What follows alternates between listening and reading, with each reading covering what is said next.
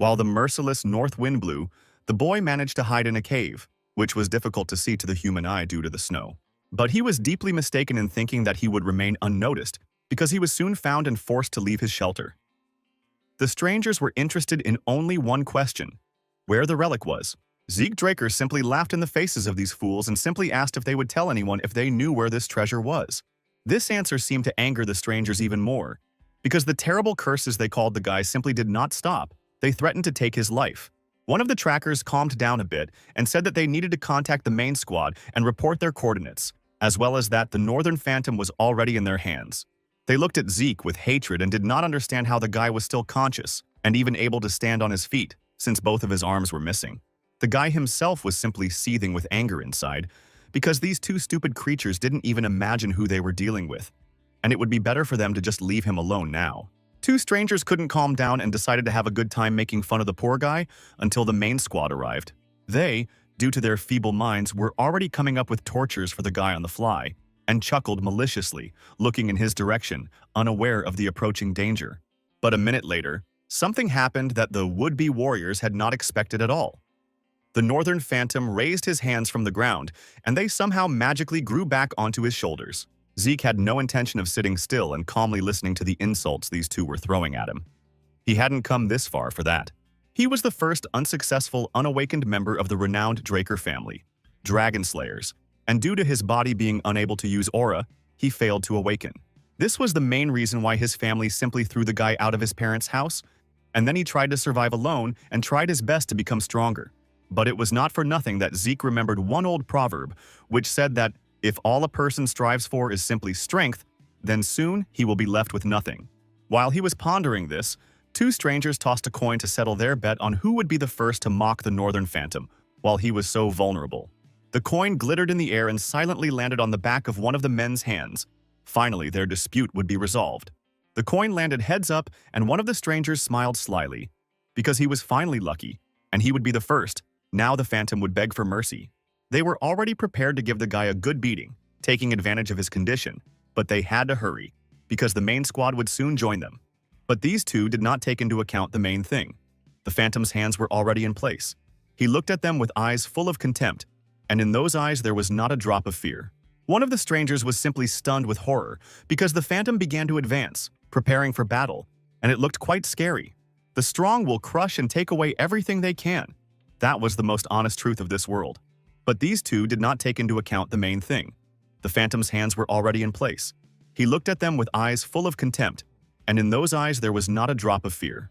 They thought it would be cool to get beat up by a guy, but everything turned out to be quite the opposite, because it was the smug strangers who ended up getting beaten up. It seemed that Zeke had simply gone crazy. He was no longer afraid of anything, and his eyes simply filled with hatred for these two people. The strangers finally realized that there was no way to escape. All that was left was to hope that they would survive. By this time, the rest of the group had arrived at the cave, and those who arrived were also completely shocked by what they saw. It finally became clear to everyone that they were not dealing with an ordinary person, because he could regenerate his body after terrible injuries. One of those present wondered out loud whether this strange guy would be able to put his head back in place if it was cut off. The rest of the team rushed into battle with the Northern Phantom with renewed vigor, hoping that in a few minutes it would be defeated. But how wrong they all were. The guy turned out to be not one to be timid, and did not lose his confidence even for a second. No matter how hard he tried, the forces were still unequal. So after half an hour, Zeke received multiple wounds and could not get up from his knees. After a few minutes and gathering all his strength, the guy stood up and looked around. The strangers were already gone without a trace, but he had beaten them up good and proper too. He looked at his hands in horror. His fingers were barely unclenched, but Zeke could still move them, and that meant a lot. Even though he hadn't been able to take proper revenge, a faint smile appeared on his face, and only he knew the real reason for it. Zeke opened his hand and realized that he had managed to steal the relic that the Emperor had been hunting for, so his death would not be entirely in vain. The boy closed his eyes again, his head spinning from the multiple wounds, and it felt like he was giving up on life. Clutching the relic even tighter, he mentally apologized to his Alicia for the 1000th time. But then something strange happened. The figurine in his palm began to glow with a strange bright light. Real magic was happening. It seemed as if some strange magical power was coming out of the fiery relic, and this spirit looked little like a kind wizard. Rather, it was a real monster. Out of nowhere, the boy heard the words that the soul of an ancient dragon is imprinted in the will of someone who constantly perseveres and goes towards their goal. The voice said that the higher powers had taken an urgent measure, but now the only thing needed was the consent of Zeke Draker himself. The guy himself felt like he was gradually going crazy, hearing different voices urging him to make a decision. He didn't care anymore. Let them do whatever they wanted. The countdown began, and within seconds the power that Zeke had unconsciously consented to was activated, and now he looked exactly like this. The guy had a hard time understanding what was happening to him, why he looked like a teenager, and his real image was gradually dissolving into thin air. A couple of minutes later, he teleported and found himself on a bed in a large room, and for some reason it seemed painfully familiar to him. The place Zeke ended up in turned out to be the Draker family's training center called the Cradle, which is why it was familiar to him. It was his birth family's property. The Draker family was very famous in these parts, as its members were dragon slayers and were considered one of the 3 great transcendent families on the continent. Terrican Draker, Zeke's ancestor, is an ancient hero who saved the continent by slaying the treacherous dragon Bahamut during a war 1,000 years ago. After Cockroach's death, his clan united to continue fighting dragons, and soon the elders decided to found the Draker family. Absolutely all members of the Draker family had a common ability. They possessed the blessing of the aura. Perhaps this happened because they were the descendants of the hero. This gave the members of the clan a unique ability. They have the ability to awaken their high-level aura and become valiant knights. But, as it turned out later, everyone in the family had this ability, except for one member, and it turned out to be Zeke Draker, who was just an ordinary person. He heard the strange voice again, which said that the system was rebooting, and a few minutes later said that the soul of the awakened one was confirmed and configured at 100%. Zeke found himself chosen, without realizing it. The soul of the chosen awakened one received the will of the ancient dragon and completely merged with it into a single system. On the virtual screen, he saw all the information and finally understood what had happened. It turned out that he had activated the relic that he had saved with such difficulty in the recent battle. Then the guy got acquainted with the system and read detailed information about his skills. Now he had received the dragon's blessing and was in the rank of healer. It turned out that he now possesses strange abilities. For example, his hand can pass through matter, and Zeke can also move around the virtual world. Then the boy realized that, in addition to everything else, he also knew the language of dragons. But he didn't yet quite understand why he needed such a skill, since such a language was not currently used in his world. He remembered that his teacher had told him about this, that in ancient times people divided themselves into classes depending on what they were especially good at. Each class trains in a special technique known as a skill. And since their class is a healer, they can use the gift of healing. If what he sees on the monitor of this strange tablet is to be believed, he is already a healer and can use this ability at any time. Zeke decided it would be a good idea to test this option to make sure that what was written in the status bar accurately corresponded to reality. In his past life, he became a healer when he was 20 years old, immediately after the etheric hall was opened. Vivid images from his past life began to surface in his memory again, and the boy realized that it was necessary to draw some parallels so that the puzzle would fit together correctly. He was always distinguished by a sharp mind, so it was not difficult, having put all the facts together, to understand that at this moment his air hall was already open. If everything is going the way he thinks it is, it means that many opportunities are opening up before him to put everything in its place. Even though his trained body was no longer there, he returned to his past with his skills and strange memories. Compared to who he was in his regression, the guy was now in a more advantageous position, and this made him extremely happy. But there was another problem, because in order to find out what he was capable of in this position, it was necessary to find out what was at his disposal. So far, the guy had absolutely no idea how to do this or where to start, so he spent most of his time sitting in his room and thinking a lot. There was a knock on the door, and Zeke tried to hide his virtual tablet somewhere so that no one could see that he had strange abilities. Without waiting for permission to enter, Zeke's only servant, an elderly but very stylish man named Decker, entered the room. The man began to scold the guy for not getting ready yet, and Zeke, in turn, was glad that Decker did not see the virtual tablets. He asked the man again why he was so angry, and the man in turn did not understand why the boy was not in a hurry. It was very irresponsible. Zeke thought for a moment that, when he was little, he really was afraid of this gloomy and eternally dissatisfied man. And even though he is no longer 5 years old, the feeling of fear still did not leave him for a very long time. And now he has a skill that requires a calm and cool mind.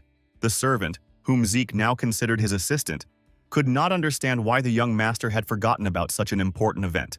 The man sometimes felt like this boy never listened to him at all, and that he needed to repeat everything twice, or even more. But Zeke was deep in thought at this time. Decker must have been referring to the evolutionary test pancration. Otherwise, why the rush? All Drakers are trained at the Cradle Training Center starting at age 7 and undergo rigorous basic training for 5 years. Opponents are assigned by the instructor, but there are cases when students themselves choose who to fight, provided that both duelists agree. But since it is at this competition that the class in which the Academy's students will be enrolled is determined, the children have no other choice but to fight with all their might. As everyone knew, the main pancration competitions were scheduled for this day, and the stadium was already prepared for spectators and competitors. The judge stated that he believed that all participants in the competition were aware that the final component of the assessment would now be calculated. All the participants stood at attention and listened attentively to the judge. Each of them was scared, but at the same time, each wanted to win. The judge decided to cheer up the young people a little and wished each of them good luck, not forgetting to remind them that under no circumstances should they lose heart or be afraid. After the senior instructor Panmark gave all the valuable instructions, the group of young people answered in chorus that they understood everything and were ready for any challenges. But suddenly, whispers began to form in the crowd, because someone present saw Zeke Draker among the contestants. He appeared here again after last year's humiliation. The first competition began, and the judge called 2 participants, Aaron and Gotha, into the arena, who immediately descended onto the field. After the whistle, which signaled the start of the fight, the 2 young men attacked each other, competing without weapons, with their fists. Each of these 2 participants sincerely believed that they could easily defeat their opponent, because so much effort and patience had been invested in training. The stands watched the proceedings attentively, and some of the participants concluded that the outcome of the fight had long been clear, since one of the players had taken a poor defensive position. Gotha can no longer fight. As a result, Aaron defeated the enemy, and Zeke had foreseen this long ago, but in his opinion, both guys were well prepared enough. At some point, the young man even became a little bored watching everything that was happening. He even began to yawn, which greatly infuriated one of the participants, who was sitting and doing nothing but watching Zeke. His name was Leon, and it was already clear from the face of this participant that he was a fairly aggressive player. All he needed was to splash out his negativity and beat one of the participants with it. The referee called Zeke and Leon onto the field, the latter already itching to punch someone in the face and ultimately win the duel. Zeke had already resigned himself to his fate. He guessed that Fortuna would give him an unpleasant surprise in the form of this crazy Leon. But there was nothing left to do but stand firm in the fight. The guy didn't care whether he was doing better or worse in battle, because Zeke had clearly decided that today he would not repeat last year's mistakes and would definitely win. But for some reason, last year's fight came to mind. And ironically, the last time he fought, it was Leon, and then ultimately lost shamefully. Today, Zeke was absolutely sure that Leon had set everything up somehow so that Draker would end up as his opponent again. His family believed that their son should be able to perform dirty tricks in order to become a true dragon slayer. In his past life, the 4 siblings in his direct lineage never had the slightest chance to meet. But the strange thing was that, in addition to the siblings, there were more than a dozen cousins in the family, and they were quite aggressive. Each of these relatives only dreamed of beating up the direct heirs of the family, or doing some other dirty trick. And Zeke was not only no exception, on the contrary, he was beaten more than anyone else and terribly bullied at every opportunity. And now Leon was reminding the boy how he had disgraced himself last year, suffering a crushing failure because he was considered inferior. The guy tried to calm down and remembered that he now had cool abilities, such as a calm mind, so he remained cool. He simply warned his upstart opponent that if he didn't stop acting like an idiot, he wouldn't stand on ceremony with him. Leon didn't expect such a reaction from last year's rundown guy, so he started acting even more aggressively and got violent. When Zeke heard another insult directed at him, he decided to immediately activate the critical strike skill. And Leon did not expect this powerful blow at all, because he was sure that in front of him stood a helpless boy, whom he would beat up again.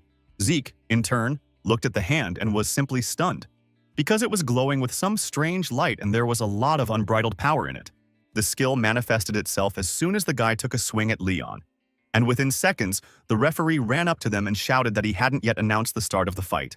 But Zeke protested, because on the battlefield, no one says, "Ready, set, go." The advantage always goes to the one who hits the enemy first. The judge also didn't expect the boy to start to get indignant. He remembered Zeke from last year, and didn't think he could change so much and succeed in a fight.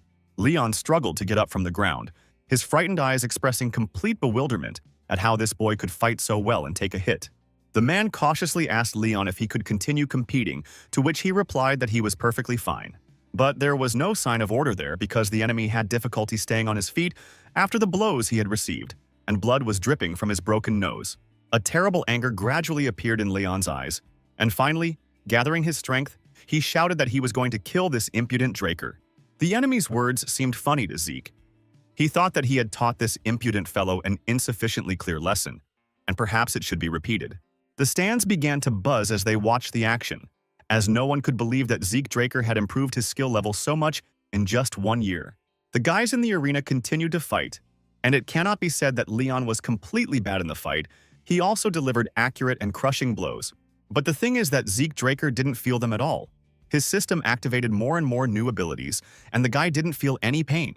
Zeke concluded that if he was constantly on guard, the enemy would cease to pose any threat to him at all. Leon wasn't going to give up either, as he had a good command of hand-to-hand combat techniques, and he didn't want to embarrass himself in front of his friends. So at one point he made a successful grab and tried to knock Zeke to the ground, taking advantage of the fact that he looked back. A terrible fight broke out again. Even the referee could not understand whose side was winning and who would win. While striking Zeke, Leon did not forget to insult him and call him an inferior warrior. But the guy was little offended by this. As Leon was about to strike again, Zeke's combat ability activated again and he struck his opponent first, sending him flying back. Zeke smiled. Finally, he would be taken seriously, and he would be able to prove that he was still capable of much. Let them be afraid. The referee intervened here. Even he didn't expect the boy to deliver such precise and hard blows. A 12-year-old boy shouldn't be able to fight like that. But there was a moment when Leon began to actively attack, and for a few minutes the man thought that Zeke would lose, just like last time. However, this did not happen, because at an opportune moment, Draker dodged and punched Leon in the chin, thereby freeing himself from his grip. No one believed their eyes. Everyone in the stands doubted whether this was the Zeke Draker they knew before. Leon was just furious. And the most interesting thing was that he couldn't do anything. No matter how hard he tried, Zeke was always better. And Draker, in turn, understood that it was necessary to create a distance between them. Then, the situation would work out in the best possible way for him. Leon was already quite exhausted, but he didn't want to show it. He couldn't lose to this coward in front of everyone. He attacked every time, and with each new time his powers were less and less, and Zeke meanwhile learned to control his abilities. And the guy remained cheerful and confident. As it turned out, controlling his abilities wasn't that difficult. Rather, it was even pleasant. Now that he is in complete control of himself, his feelings and actions, we can teach this impudent fellow the following lesson. This couldn't go on any longer, so Zeke decided that there was no point in torturing Leon himself, as well as all the spectators in the stands, any further. All of Leon's friends, as well as those who came to see the relative of the Draker family, had long since realized that he would not win today. Zeke, at first unexpectedly, this time turned out to be much stronger and more agile than his opponent, and was right now delivering the finishing blow.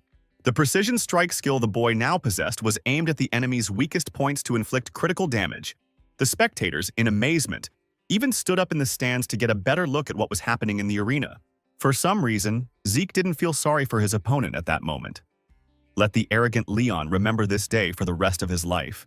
Then the guy turned to the spectators who were still standing there in a daze and asked them not to stare, but to come down and, if they wanted, say everything to his face. He is no longer that weak and insecure boy that they all love to bully. Into place in Zeke's head, and the situation became a little clearer. Everyone continued to stare at the battered Leon. He, in turn, looked at the crowd and shouted angrily for everyone to stop staring and go home.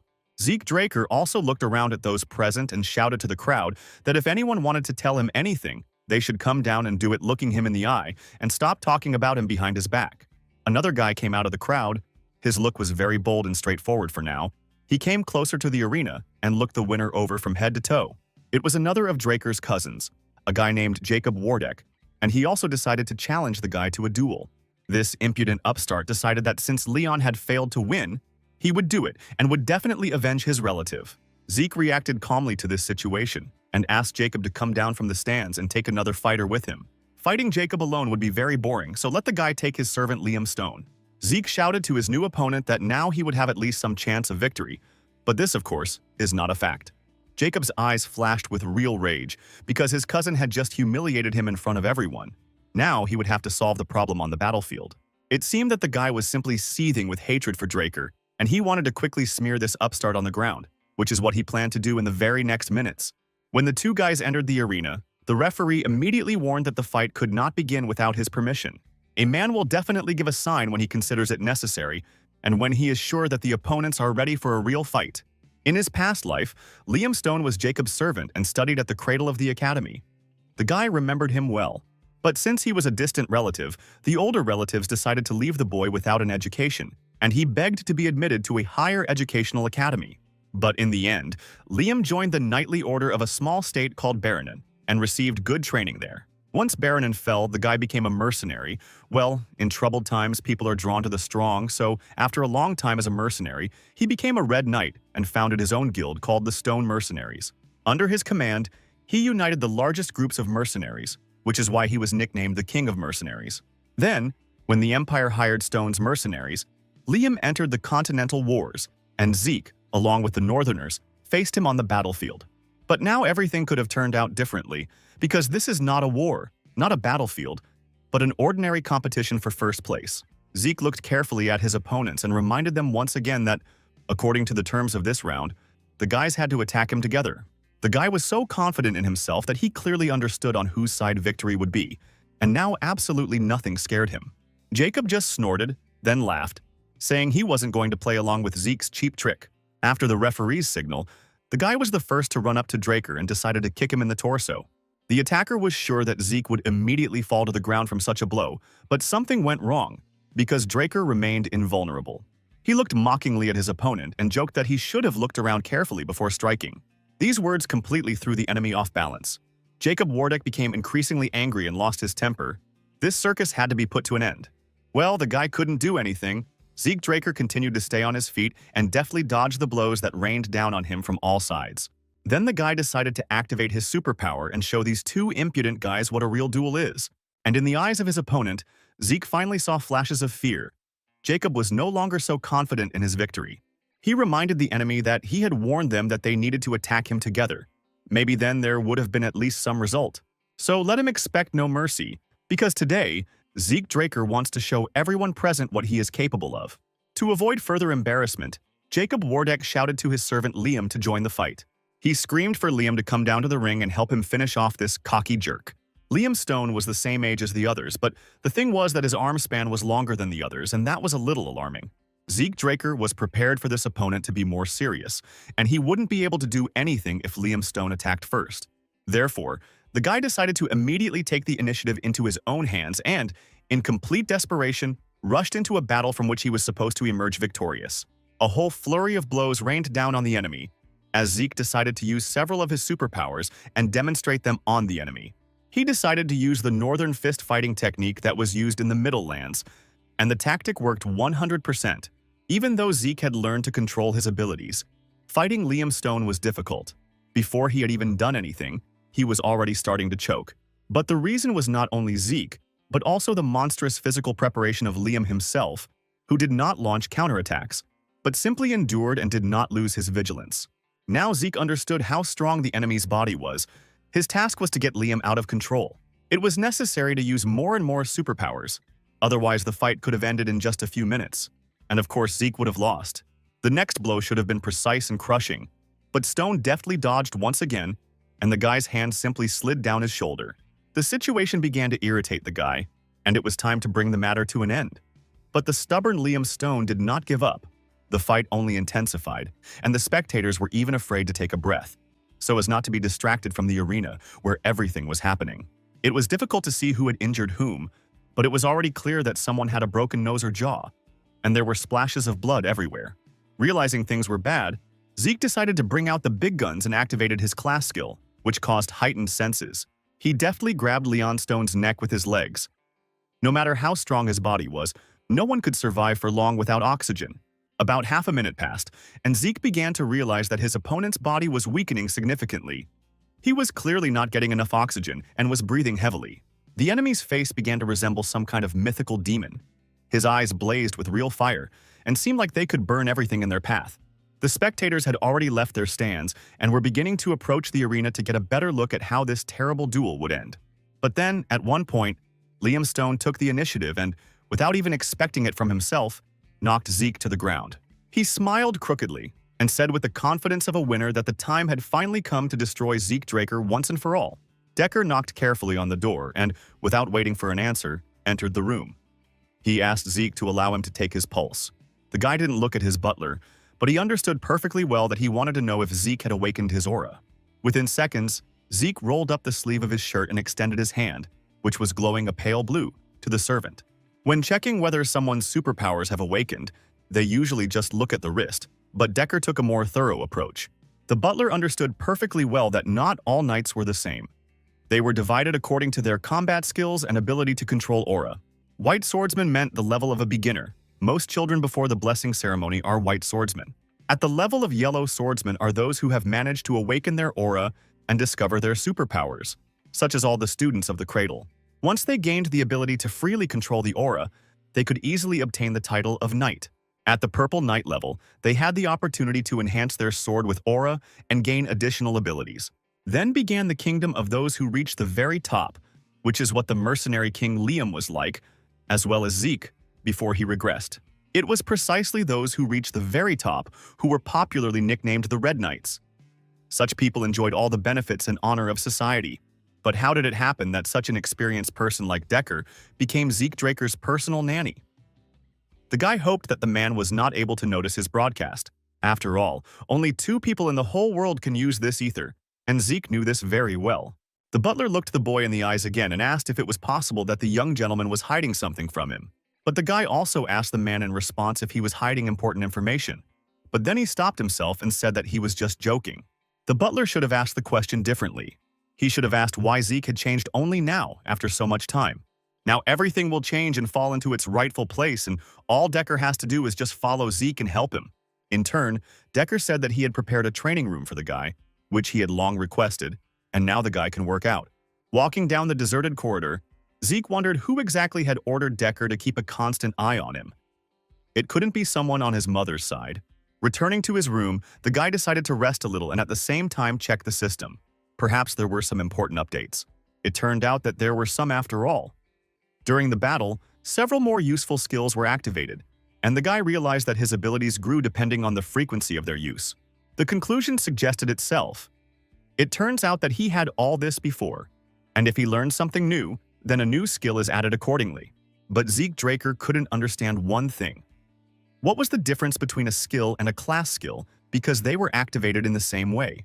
There were also dragon skills, but it was not possible to display them because you had to score 10 points to unlock them. Something told Zeke that this skill and class told him that it must be connected to the ancient relic he had taken from the cave. But he had little information. He needed to get into the dungeon, but only purple knights were allowed there. Okay, the only way out is to pick up a sword and train until the guy's body becomes stronger. He is a descendant of an ancient, powerful family, and he will find out why he regressed into the past and what kind of system this is that he managed to get into. There are only 2 known powers in the world, the Knight's Aura and the Mage's Mana. Knights strengthen their aura in dungeons. Mages control their mana with the help of circles. These 2 forces are at opposite ends of the spectrum, so if one is awakened, the other will remain dormant. However, Zeke failed to awaken either force. His family expelled him, and during his wanderings he managed to meet a master who gave the guy a lot of different knowledge about healing and the etheric hall. Thanks to the etheric hall, which the master developed, one can control the energy of nature, that is, the ether. As it turned out later, Zeke Draker became one of the few in this world who could use the ether so skillfully. He had only been training for 2 hours, but the guy felt like he was about to faint from exhaustion and loss of strength.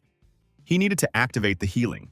This super skill was very rare, and the guy at first did not even suspect its existence until he met a master on his way. If he used it in front of people, the guy would be treated like a lunatic, which is why Zeke couldn't use it during the fight with Liam. He had to hurry to recover as soon as he returned to his room. He had to fully recover his strength and pretend that everything was fine. Now that his strength had been restored and the guy felt much better, he could easily continue his training. Draker's tongue understood perfectly well that superpowers are very good, but one should not ignore one's own body and its physical condition. Therefore, the guy decided that for now he would simply observe the situation, and especially the behavior of his butler. He needed more information. A few days later, rumors about Zeke began to spread around the Cradle cafeteria, saying that the boy had become a completely different person. Some continued to call him a loser, Others began to fear him and hoped that he would subdue the stronger guys. Reina Turin was one of the strongest in the academy, and all the recruits were afraid of him because the guy looked truly terrifying. Owen Simmons sat at the head of the table and supervised the dinner process. He warned the boy that even if he had no appetite, it would still be better to eat before the fight. He said this in an absolutely calm voice, melancholically chewing the meat and looking around with a sharp gaze at everyone present. Turin did not take the elder's words seriously and simply thought that he was again starting to nag and pretend to be the great chief. But when Simmons started talking about Turin having a pronounced inferiority complex, the guy jumped up from the table, throwing the knife on the floor with force. The rest just watched the situation, having no idea how this scandal would end at dinner. Everything had gone too far. One of those present asked Tarun what he was going to do. She wasn't going to challenge Zeke Draker himself to a fight. He smiled and replied sarcastically that although Zeke turned out to be a hero, when it came to swords, it would be a pitiful sight because the guy couldn't really hold one in his hands. Everyone supported this idea. Draker is so weak that he had to buy a special sword because the usual one turned out to be too heavy for him. Leon reminded that there was nothing wrong with him losing to Zeke. He was just lucky enough to beat him in pancration. Zeke stood behind the wall and heard this conversation perfectly well. The guy decided not to remain silent and asked Leon to repeat it in his presence. If they truly think so, then none of them have the right to be a knight of House Draker. The boy picked up the sword he had been training with for the past few days and slowly headed towards the exit of the dining hall. In sword dueling, unlike pancration, real iron swords are used, and this is the cause of most of the incidents in the cradle. Moreover, it is here that the difference in the student's skills is most clearly manifested. It is here that the ritual begins, during which, finally, it all began. The referee asked Zeke Draker to come into the arena. The competition was about to begin. The guy walked confidently and freely to the center, holding a huge steel sword in his hands, which attracted the attention of absolutely everyone present. Reina Turin also confidently walked towards the center of the arena, and from her gaze it was clear that the girl was very serious.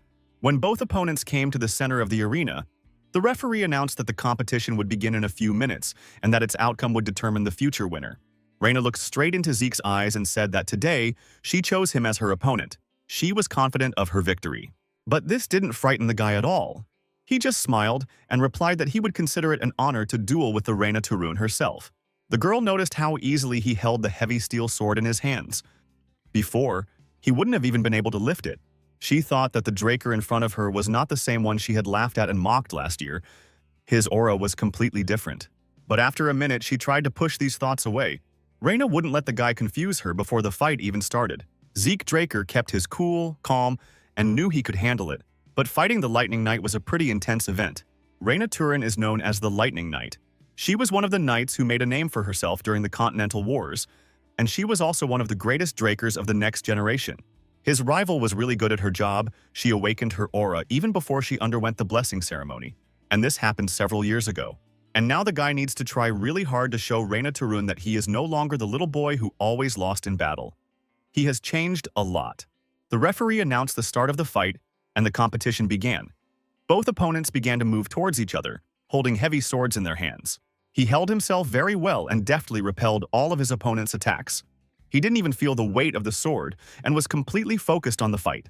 He admitted to himself that Reina Turun was better and more experienced than he thought, so he must not let his guard down for a second. Reina was also focused, and all the spectators were supporting her, shouting various curses and insults at Zeke Draker. Defeated and humiliated, Leon shouted at the girl to not stand on ceremony with Zeke and finish him off quickly. Other spectators also watched the fight with great interest, but unlike Leon, they noted Zeke Draker's good preparation. Everyone understood that Reina Turun was not playing with her opponent at all right now. It was really very difficult for her, because Zeke turned out to be well prepared, despite the fact that the guy held up very well. The girl clearly felt the gaps in his aura, and this gave her more strength and self-confidence. Well, no matter how quickly she tried to take advantage of the moment, Zeke's sword blocked her attacks, as if it anticipated the player's actions. And then another thing was revealed. It looked like a training fight designed to train Zeke Draker. For a few seconds, the guy was even confused and almost lost his balance. But he quickly gathered his will into a fist and continued the fight. Quite a lot of time had already passed, but none of the opponents even thought about giving up. This no longer felt like a game, but a fight for survival. Reina Turin had lost a lot of strength, but she had no intention of giving up her position. She still hoped to defeat Zeke Draker. The guy looked at her and understood how actively she studied when she was in the cradle. She fights honestly and values her reputation. But it was precisely her principles and impeccable honor that held the girl back in battle. She stuck to the tactics she had always used, without breaking tradition. And Zeke Draker thought, why not help this girl come out of her shell and show her true nature now? The guy started acting completely differently, and this was driving Reina crazy. She was getting furious and losing her guard. This could not be allowed to happen. Zeke decided to close the gap in just one move. The girl understood this, but he should not underestimate her speed. During the battle, Reina Turun learned all the habits of her opponent well. She fully recognized the fact that Zeke was a good warrior. Never before had she encountered such an experienced opponent. She valued and respected this in knights. Zeke turned out to be worthy. But no matter how you look at it, this fight had to be won by one person. And the winner would also be the same, so she wasn't going to give in to the guy. It was time to end this performance, so the girl gathered all her strength into a fist, attacked, and knocked Zeke's sword out of his hands. As expected of Reina Turun, she didn't use her aura as usual, but the cadets probably didn't notice. But when Zeke's attack was rapidly approaching her, she still resorted to using her superpowers, but they were barely noticeable. Reina used to always promise that she would never use her aura during battle until she ended up at the Knight Academy. It was here that the girl was forced to compromise her principles and do what the fighting technique requires of a warrior. But here, everything didn't go as Reina had imagined before the fight, because for some reason the general principles didn't work, and she had to act according to the situation. At one point, Zeke Draker delivered a very sharp punch to Reina Turun's neck, and the girl barely stayed on her feet. After the second such blow, Reina realized that this was the end. She could not resist and sank to one knee, blood flowing from her sponge opal. Spectators started shouting from the stands. They were indignant, because it was a sword fight. So why was Zeke using his fists? Zeke knew everyone was outraged to the limit, but he didn't care. In the end, he won this fight. He even had the desire to help the girl get up from her knees. But having driven this thought away, he asked Regina if she wanted to continue the fight. But when she got to her feet, the girl realized that further fighting was simply pointless. She had lost a lot of strength, and she had to admit that it was Zeke who had won this competition. Everyone in the stands simply howled with indignation, because Regina Turun was the best of the best. So why was she giving in to this small upstart? Just a few weeks ago, Draker was considered the scum of society, but now he has defeated one of the most talented students of the famous families. He has become a true warrior. It seemed as if the entire castle was simply ablaze, and soon the fire would consume the entire structure and only ashes would remain. There were many wounded soldiers lying around on the rocks. Some of them had already said goodbye to life and were simply being cleared away. Those who died were simply covered with sheets, then carried to the gorge and simply thrown from a great height into the abyss. Meanwhile, in the castle, the young man simply did not understand Abel, who in this situation simply sat and calmly drank tea. Rumors from the Knight Academy had already reached the castle. A letter said that Zeke Draker had defeated the best knight, Reina Turun. But the young man didn't react to this in any way and continued to enjoy the delicious drink. This guy is so nervous and gets on her nerves. Finally, Abel got up from the table. It was necessary to somehow solve this problem named Zeke Draker. There was still a little time left before the blessing ceremony. There are things to arrange before the next full moon, and now seems like a good time to visit your family. Adele smiled mysteriously, wondering what kind of awakening his younger brother Zeke Draker would have to go through. Zeke's victory at the competition left everyone in shock, as the young man had simply returned to the training center and resumed his training. And Zeke himself really didn't understand how he managed to become a Red Knight so easily with such a body from his past life. He periodically logged into the system and checked his status bar, which showed that he had received the blessing of the ancient dragon and had a number of skills. He managed to increase the level of some skills, and this was all thanks to the duel, and this could not but please the guy. Decker said that in an hour they should already be at the main estate of the Draker family. The guy hadn't been here for a long time, only in a past life. An hour later, the carriage was approaching the luxurious estate, and the coachman announced that they had almost arrived at the appointed place. But for some reason this didn't make the guy happy. He never liked this place, even though it belonged to the Draker family and was located on the territory of the Duchy of Troy. Even though the family's main residence is located in the heart of the continent, in the Fortress of the Four Seasons in the Middle Lands, the ceremony must be held in the main estate. It was here that the legend of the Dragon Slayers began, and it was here that the house was located, which people called the Dragon's Lair. In the main hall of the estate, everyone who was related to the Dragon Slayer family had already gathered and were waiting for the appearance of the main hero of the day. Zeke never realized it, but everyone in the audience was famous, often featured in the Continental News Bulletin.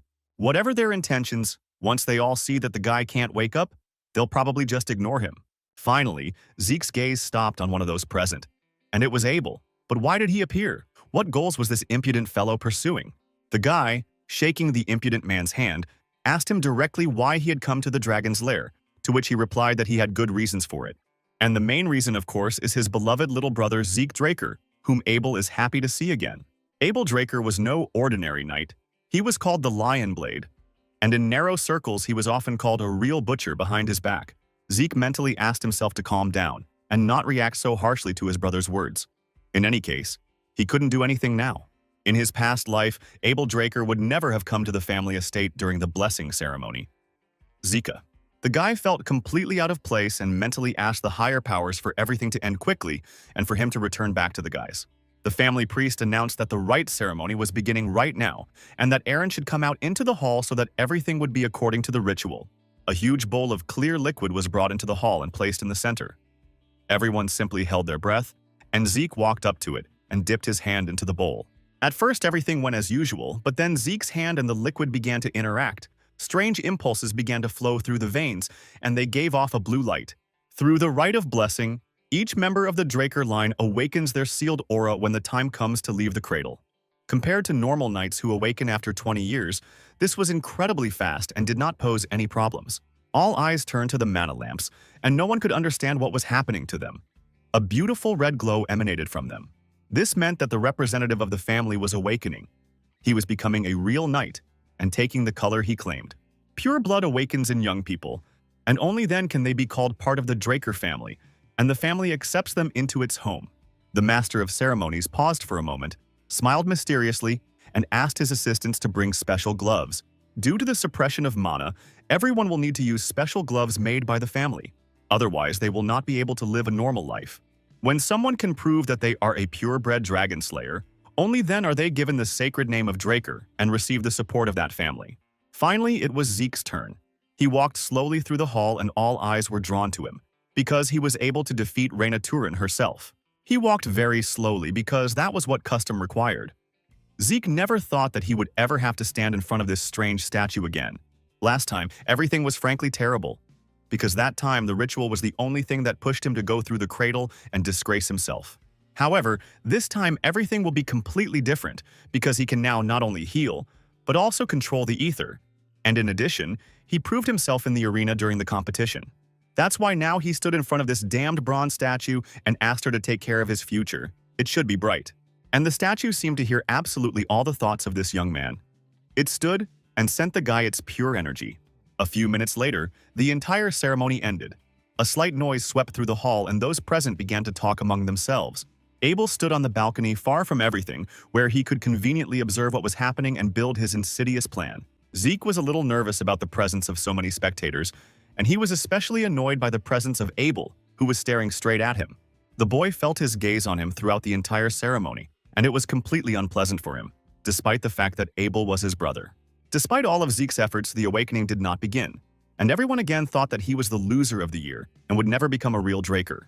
Everyone was interested in how he was able to defeat Reyna Turin herself.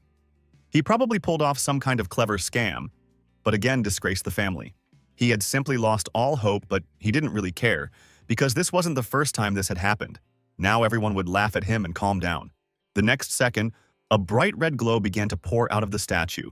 The awakening process was activated, and everyone simply gasped in surprise. The red color meant only one thing. Zeke Draker was a red knight and belonged to the highest rank of dragon slayers. The terminal established a connection that was activated in the user's soul, and it was worth going through all these circles of hell.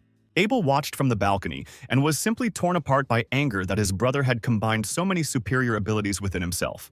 Now he won't be the strongest and most influential in their family because the leadership will be given to his sweet brother, who a year ago was a real scruff. And then the guy thought that from that moment on, everything in his life would change dramatically. Everything would be completely different. There was a little bit of red, so it was all true. He was the Red Knight. That's what Abel thought, looking down at his little brother. Zeke thought that, of course, everyone here would have doubts about him, but in this situation he should keep quiet. Otherwise, it would only get worse. Everyone noticed the statue, which stood there like a pillar and didn't suspect anything. But people thought that it had simply broken, because Zeke couldn't be red. Abel himself broke the silence, smiling slyly. He asked why everyone here was so sad, since two purebloods had just woken up before their eyes.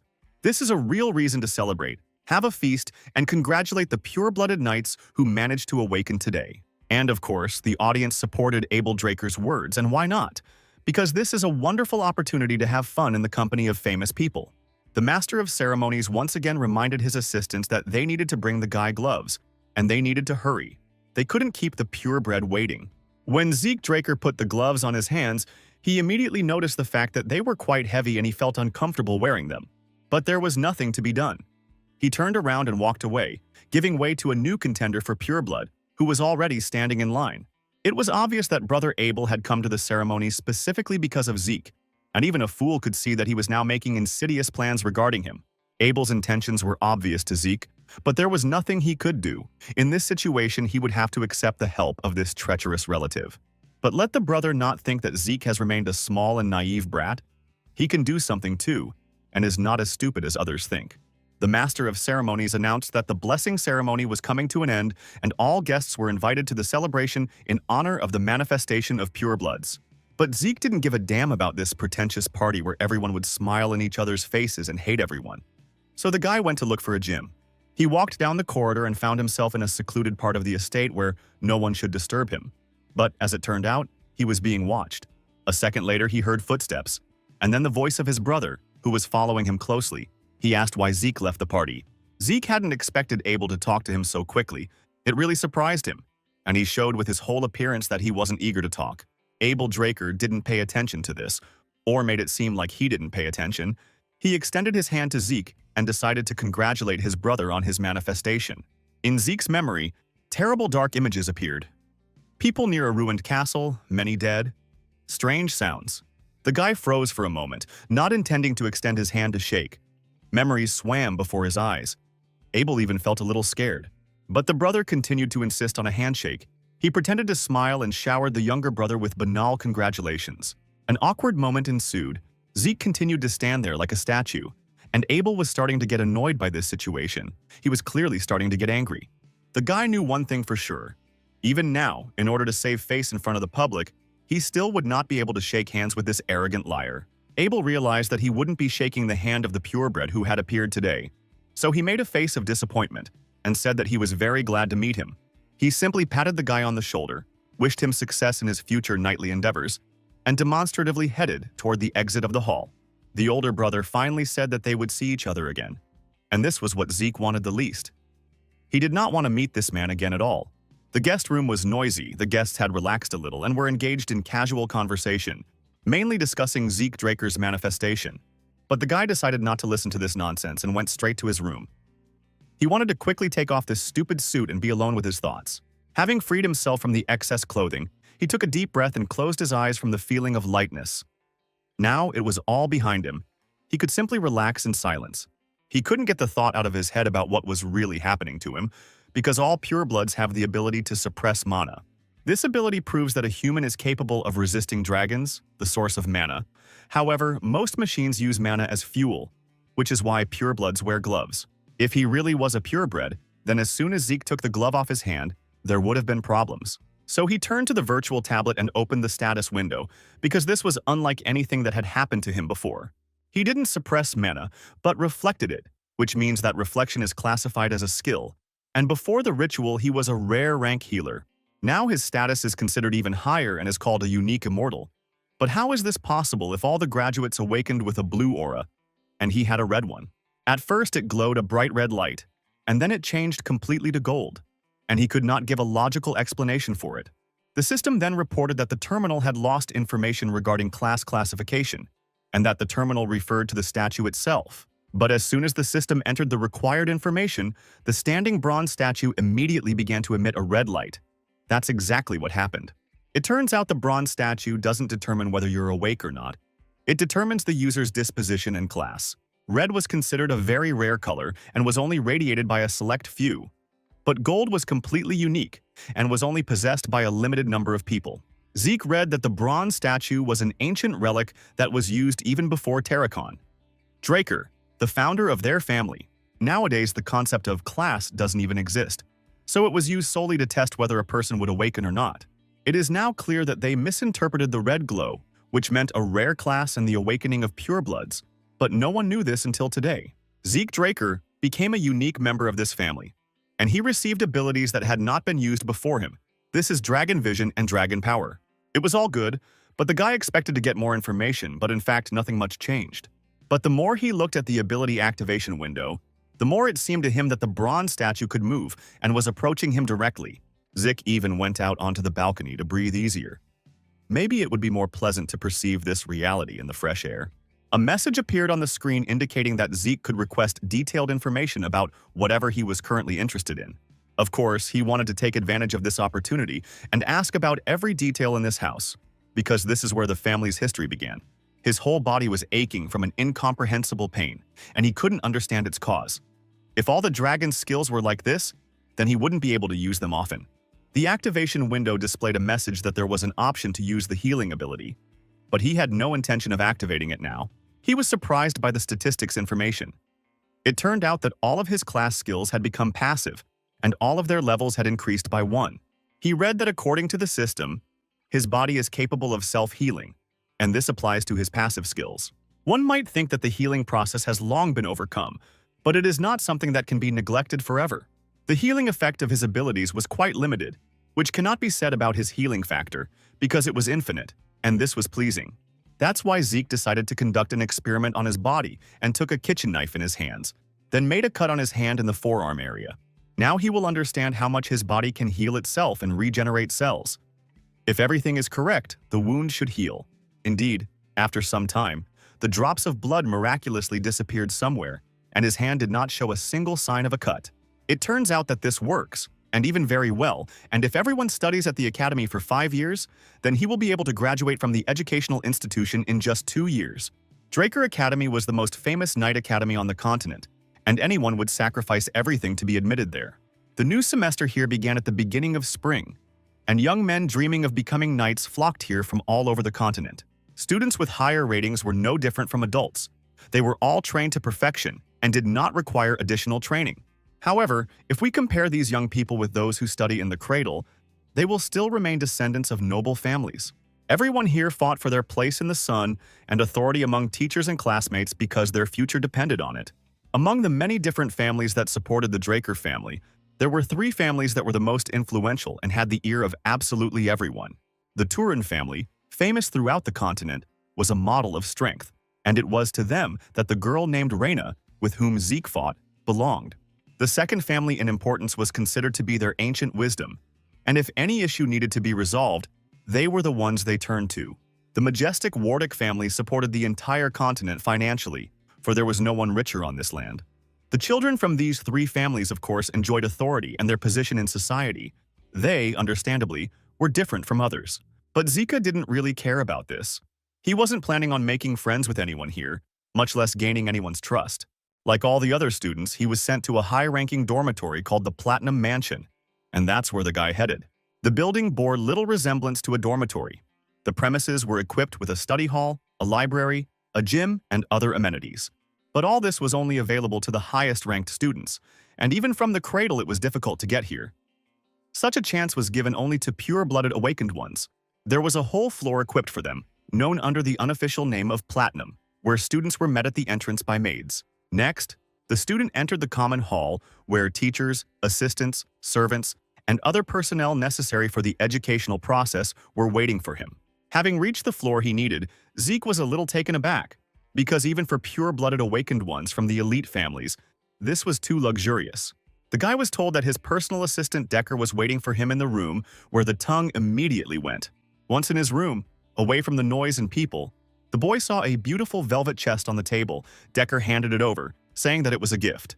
Without thinking twice, the guy opened the chest and took out beautiful black gloves made of thin leather. He immediately put them on.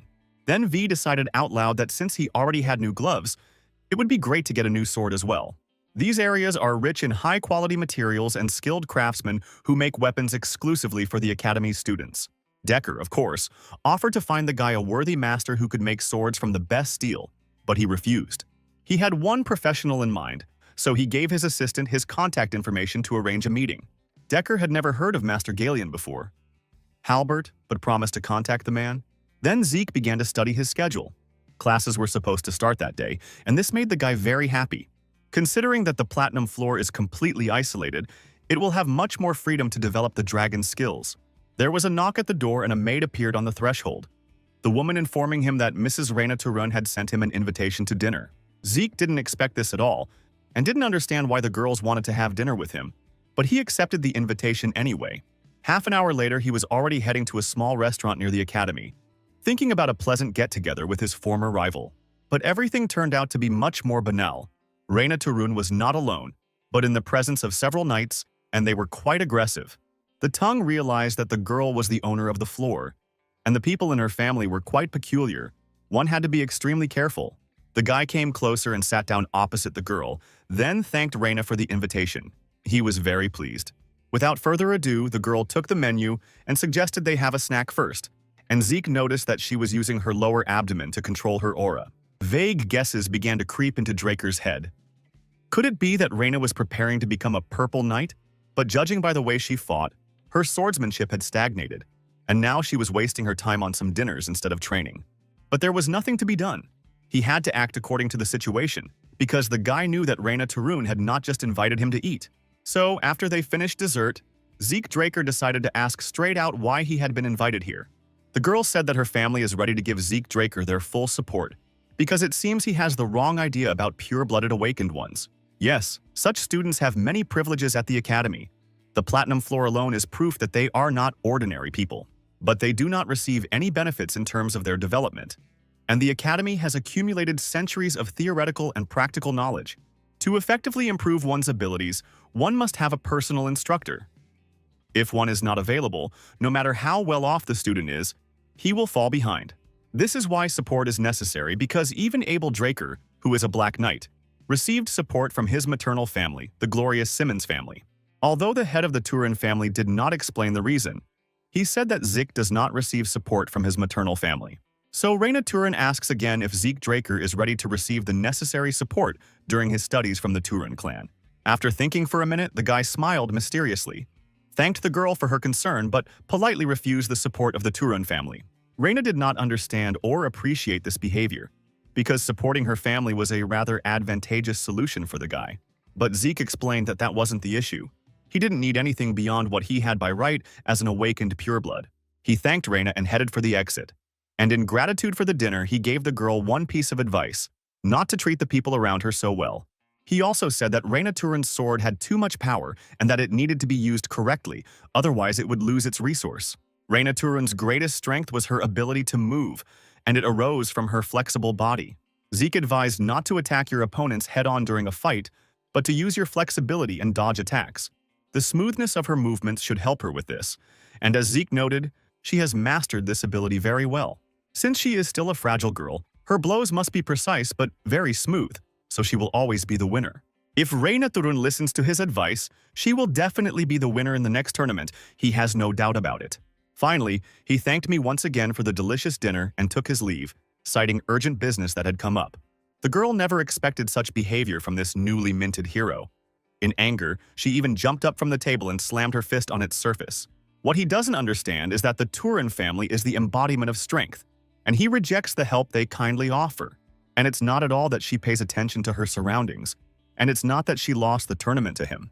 She was simply obsessed with the idea of becoming a person who is truly worthy of bearing the glorious name of the Turin family. And this guy was able to see what she sometimes tried not to notice, because as a child she was often called a genius child, but no one gave her such advice. For a moment she thought that she wouldn't want to be on the receiving end of this mysterious and insightful guy named Zeke Draker. He ran as fast as he could, thus testing his infinite endurance skill. In his past life, this place seemed like a real hell on earth to him. But now, having awakened, he realized that he had ended up in a very good paradise. Money and power over most of the continent were not everything. He finally realized that there was nothing better than this feeling in his chest that he was experiencing now. The boy was simply strolling around the academy grounds, enjoying the silence and solitude, but he noticed that he was being closely watched from afar. Zeke stopped and decided to find out what was going on. Who was so eager to get on his nerves since the morning? Looking closer, he saw Owen Zimmons walking towards him. The guy was not alone. He was accompanied by a whole delegation of students. His gait was sharp, and his appearance was very self-confident. This self-confident idiot thought that by humiliating Zeke Draker, he could increase his status among the students, but now everything has changed. Aries came closer and asked why Zeke ignored his invitation to dinner last night. Was it possible that he didn't receive the letter? Zimon's answer was a little shocking in its simplicity, because Zeke replied that he had seen the letter on his desk, but he hadn't bothered to open it and read it. Draker's subsequent words completely threw his opponent off balance. Zeke said that he was not going to answer every person he met's letters. One of Zimmons's escorts stepped forward and reminded him that Zeke was standing in front of one of the representatives of the most influential family on the continent, so he should be a little more polite. But Zeke didn't really react to this. On the contrary, he calmly asked the stranger who he was and what he was doing here. The guy thought to himself that everyone who comes here from the cradle is nothing special, so he didn't stand on ceremony. He simply turned around and said that if the guy wants to show off in front of his master, then he should also not forget who he is talking to now. Zeke Draker is far from the last person in the Night Academy, so people like this big guy should always know their place and not show off too much. But then the stranger decided to show what he was capable of and suddenly released his aura, so much so that Zeke even staggered. And the stranger shouted after him that his name was Durbin Roswell and that everyone here called him the Mighty Durbin. Zeke should remember that. Draker chuckled. Why did a cadet who wasn't even a knight have a nickname? And why was he protecting Owen Simmons? Zeke suddenly ran up to the thug and decided to teach him a good lesson in politeness, because no one here had ever allowed such rudeness towards him. Within minutes, the large and mighty Durbin Roswell was lying on the ground, blood flowing from his nose. Zeke Draker then turned to young Aries, who had decided not to get his hands dirty in battle, and suggested that he make his choice quickly. The guy reminded him that sending huge, physically fit guys to humiliate him was a very bad idea. Aries was never one to mince words, so he promised in front of witnesses that he would still have a chance to take revenge on Draker, and that this chance would come soon. The conflict was resolved and Zeke Draker went to the courtyard of the Night Academy. But something strange was happening there. There were a lot of people on the street. Academy was divided into two classes, with the regular classes being for those with no talent at all. These cadets had to put in a lot of effort to achieve anything, so they trained from early morning until late at night. But Zeke Draker belonged to the second class, where the elite studied, who chose their own subjects, everything except the basic ones. Well, for some reason, Draker didn't grasp the difference between these two classes. Both had strict discipline and demanding teachers. The administrator entered the lecture hall and announced that someone quite exceptional would be giving a lecture to the first-year students of the special class today. The guys even perked up a little. Everyone was curious about who their lecturer would turn out to be, probably some big shot. The door swung open and Howard Draker himself, the owner and director of this academy, entered the auditorium. The man was elderly, but looked very well-groomed and pleasant. He greeted the students and began to give the first lecture. Everyone knew this man very well. He was a war hero and a genius of tactical combat. But Zeke Draker wasn't happy to see the guest because he considered this man a real traitor. And it was because of him that the guy had to drop out of the academy. He lost the only place he could belong to, so he had to wander throughout the Duchy of Troy. But it didn't last long, because Zeke Draker was eventually captured and then sold for a good price to the Southern Cartel. Therefore, Zeke looked angrily at the elderly professor and mentally promised himself that he would definitely take revenge on this man for all his troubles. After the lecture, the administrator announced that the group would begin basic training, so everyone took their swords and headed to the arena. A special indoor arena was built for a special class of elite representatives to provide students with a comfortable training environment. Zeke Draker. It was incredibly boring, because who would have thought that a special class would have to study the art of slaying dragons? In his past life, simply because he didn't know how to use his aura, he spent 2 years learning what would take an ordinary person 3 months. He really hoped that this time it would be much easier, because he simply would not survive a second such episode in his life. Then the teacher came out to them and introduced himself. His name was Andre Draker, and in the coming months he would be teaching the group the art of dragon slaying. A slight murmur ran through the young people. Everyone began to whisper, because the teacher's appearance really impressed them. Despite not being a pure-blooded awakened, Andre Draker graduated from the academy early with honors and was a true genius of the kind that only comes along once in a century. The teachers of this class were on a completely different level, and Andre was also known for his unyielding character. The students sensed this immediately because the man shouted at them to be quiet as he was starting his lesson. Andre Draker decided to stand on ceremony with his students, so he asked the young men to immediately draw their swords. Draker hesitated a little. He failed to draw his sword effectively, and the teacher took notice of this. Well, The next minute, the guy tried again and demonstrated all his sword skills. It turned out quite impressive. Then the tongue stopped, defiantly turned to the teacher and handed him his training sword. Andre Draker seemed slightly surprised, as he had not expected such dexterity from an ordinary student, albeit one belonging to the elite class. Without saying another word, the teacher pointed his hand towards the arena, indicating for Zeke to follow him. The guy, of course, came out and then said that he was sure that he could defeat the teacher with this sword. Andre wondered if this student really had enough skills to defeat an experienced warrior in a duel. The teacher decided to teach the young, impudent boy a lesson and proposed an academic competition, to which Zeke confidently agreed. The conditions were simple. If Zeke could at least touch the teacher's body with his blade, he would immediately be released from classes. But Andre warned the boy that the fight would be tough and brutal, so the student should be constantly on guard. The offer was more than attractive, and besides, Zeke was 100% sure that he would be able to defeat the teacher. Andre, in turn, warned the cadet that he did not intend to use his aura against him, so that the fight would be fair. Zeke understood that these statements were quite loud, and that he could well defeat Andre. But considering that Abel was watching him, he decided not to attract unnecessary attention to himself. He thought that the fight would be very short and quite easy because he just needed to hit the teacher's body, and that would be it. They decided not to drag out the competition, and the two guys immediately rushed to attack each other in order to quickly end this stupid argument. Andre suddenly thought that the Blue Knight that he was would easily teach this little impudent fellow a lesson, since this was not his first time. To the surprise of the opponents, as well as all the spectators, the fight was very hot. No one wanted to give in, showing by their actions that they were determined to win. Whispers began to form in the stands, and the spectators split into two camps. Some were rooting for Andre and were glad that Zeke hadn't managed to injure the teacher in half an hour. Andre Draker was already a little tired because he thought that it would be easy for him to defeat this boy in just a few minutes. This situation began to gradually get on his nerves. He had promised not to release his aura, but now he realized that he could lose to a simple cadet. And the very existence of purebloods and their manifestation seemed to the teacher to be a rather unfair phenomenon of this world. The Drakers' method of cultivating aura is known for its peculiarity.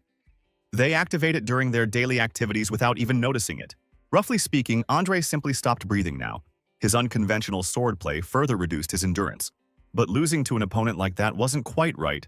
So Zeke thought for a second and lost his balance, which led to consequences. There was nothing to be done. The guy would have to unbalance the teacher and force him to reveal his aura. He thought that it was useless to make any attacks that your opponent could easily deal with. It was a waste of energy. So Zeke Draker decided to come up with something that would make his opponent unknowingly use their aura release. An extreme situation would be a good way to do this, and Zeke will immediately do it to his opponent. We need to see what comes of it. Zeke Draker decided to attack from behind. For this, he jumped high enough and decided to strike the enemy with a sword from behind. This should shock him.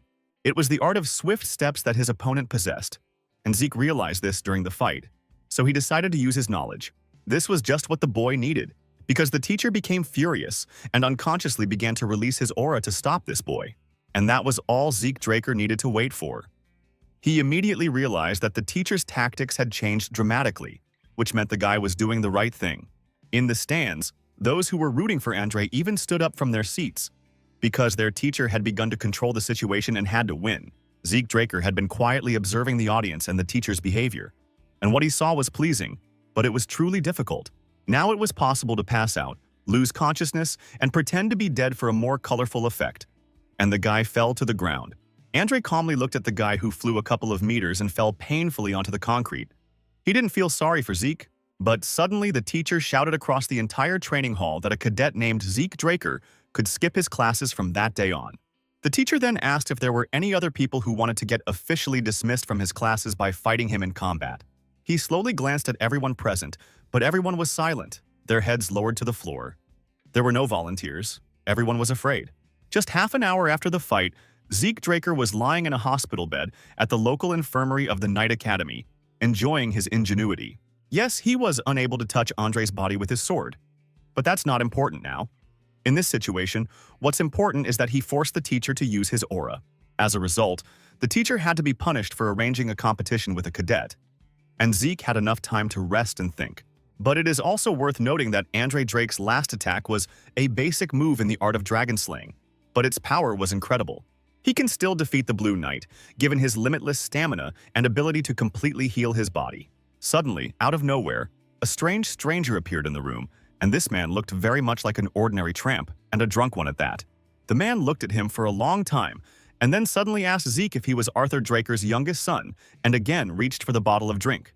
He continued to methodically drink and talk about how the guy had the same eyes as that scoundrel Arthur. It turned out that the stranger was well aware of the fight between Zeke and his teacher, and was now commenting on the current situation. The man reminded Draker that he had received a fairly serious blow during the fight, but it turned out that his wound had somehow miraculously disappeared instantly. He then reminded them that there had never been anyone in the academy who possessed such skills, and Zeke continued to play the fool and pretended not to understand what the stranger was saying. And then it dawned on Zeke that this man who had snuck into his hospital room was a hired killer, and that perhaps these were the last minutes of his life. He suddenly grabbed the sheet and tried to throw it over the killer's face in order to buy at least a few seconds of time. He hadn't come up with another plan yet. One thing was clear. If Zeke didn't kill this maniac now, everything could end before it even began, and tomorrow all the cadets would gather for his funeral. The man easily dodged the blow and threw the sheet over his eyes. He said that Zeke's skills were very similar to those of a professional mercenary. Then he laughed, and the guy felt goosebumps. Who was he? This stranger. And most importantly, who sent him to Zeke? The fight began.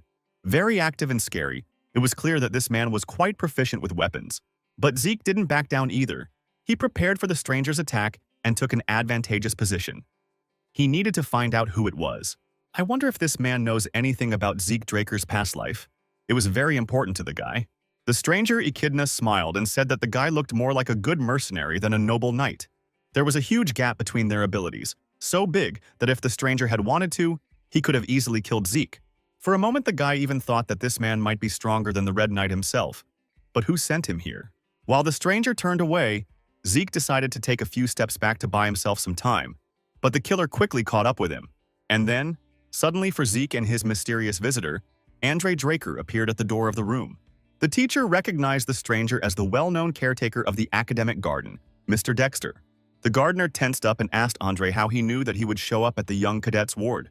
The teacher replied that he saw him among the spectators in the stands. Then he turned to Zeke and ordered the boy to return to his studies. Finally, Dexter shouted to the young cadet to visit the academy's western greenhouse. He would teach him something useful. The guy stood in the middle of the room and was silent.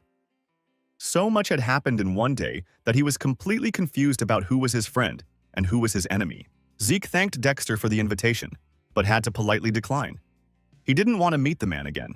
The guy didn't believe a single word Andre said. This stranger couldn't possibly be an ordinary gardener looking after fragile plants. He was a real killer. If he has a rank that allows a man to call the current head by his first name, then he is definitely not a simple gardener. He is probably the same man who had only one student in his entire life, and he is Duke Draker. This was one of those very black knights who were capable of taking on an entire kingdom single-handedly. It was luck that this man disappeared a long time ago without telling anyone, but who would have thought that he had been hiding in the academy all this time? Perhaps teacher Andre came to his senses precisely because of him. Perhaps he knew that Duke was right here. Rumor has it that Duke only achieved the Black Knight status because he liked the color black so much. This man is currently showing great interest in Zeke Draker. But getting some easy training out of simple interest is exactly what he needs. If Zeke was going to learn anything at this academy, he should at least learn the secret trick and turn his curiosity into perseverance. The theory of magic at the Knights Academy was taught by Professor Fannin. He was a very interesting and intelligent man. But for some reason, during this man's lectures, everyone was terribly sleepy, so only a few followed the man's flow of thoughts. Professor Fanon was so engrossed in his work that he didn't even notice that only a few people were listening to his lecture. Everyone else was simply sleeping. But Zeke listened attentively to the teacher and even asked questions when he didn't understand something that the lecturer was saying. Fannin was very happy when he was asked questions, because this was evidence to Val that the students were listening to him attentively. Most of the days of study at the Night Academy passed in such a monotonous and uniform manner. But Zeke tried not to complain about anything. Others complained, especially about the fact that at the Night Academy, cadets were supposed to teach magic. One day, after the lecture, Professor Fannin asked the boy to stay in the auditorium for a few minutes. He thanked Zeke Draker for listening attentively, and if there was anything else he was interested in, Fannin would be happy to help. Zeke thought that the professor was an unusual magician. He didn't even guess that Fanon was a graduate of the Magical University of Delphi, the country where magic originated. So the boy thought that there would be nothing wrong if he made friends with the magic professor. He could teach him a lot. A few days later, while walking around the academy's courtyard, the boy noticed a familiar figure on a bench and decided to approach. Of course, it was the Academy's gardener Dexter, who had been waiting for Zeke for a long time and was lounging leisurely on the bench. Without much ceremony, the man immediately asked the boy why he had ignored the invitation and not come to his greenhouse. There was no way this guy couldn't understand what Dexter meant when he said he would teach him something useful. But the guy repeated once again that he wasn't interested in it. He already had a lot of individual assignments, so there was no point in waiting for him. But then the Academy's gardener raised his hand, and Zeke saw that a bright blue color was pouring out of it. Now that was interesting. When the guy came to, he realized that he had lost consciousness from Dexter's blow and was now in the greenhouse. It turns out that the gardener, not having waited for his visit, decided to take him to his greenhouse in such a strange way. He quickly found Dexter and asked why the man had beaten him and kidnapped him, and they would be looking for him. Dexter calmly replied that this was his simple plan, because otherwise the guy would not have come to him. Here I was sure that now was not the time to make friends or have any other relationship with this strange man, so I tried to run away. But just a second later, some magical force pinned the guy to the ground, and Dexter immediately appeared behind him. The man smiled crookedly and said that the boy wouldn't be able to escape, even if he tried in vain. The gardener asked again how all of Zeke's wounds and injuries healed so quickly. But the guy decided to go to the bank. He said that if the man was so interested in it, then he should make him answer. But then the most interesting thing began. Zeke expected the man to hit him, or something like that. But the gardener simply disappeared. A minute later, the guy felt some strange energy near him. He immediately realized that Dexter was near him. Zeke pulled out his sword and began swinging it at random, hoping that this way he would hit the gardener and injure him. But it was not to be. Zeke heard footsteps, and then Dexter's silhouette itself, which was gradually moving away. He was running away. Finally, the gardener shouted that if Zeke could at least touch him, he would fulfill one of the boy's wishes. Dexter could only marvel at the boy's endurance. 3 hours had already passed and Zeke was still looking for him. The guy didn't even stop in front of the high stone wall and decided to climb up there to check where the gardener was hiding. Dexter watched the guy and noted to himself that Draker would stop at nothing. His stamina and wounds were restored instantly. This little guy will still prove himself, and it will happen quite soon, and maybe Dexter will help him with this. The man understood that, if necessary, the boy would activate the skills of the healing factor and infinite stamina. Early language Draker knew about the dragon's power, but he found this skill quite dangerous, so he did not use it earlier. But now is the time to reconsider and take advantage of this opportunity against the Black Knight, which Dexter definitely is. Zeke decided that he would expose this strange man at any cost so the game continues. Then the boy heard the gardener's voice. The man was mocking him and asking Zeke to show his real self. Out of confusion and despair, the young man pulled out his sword and began swinging it from side to side, showing that he was serious. The gardener noticed that the boy was repeating the same technique. He might be fast, but compared to teacher Andre or Reina Tarun, he still seemed like nothing. However, the man liked the malice and fearlessness in his eyes. One could only envy the persistence of this boy.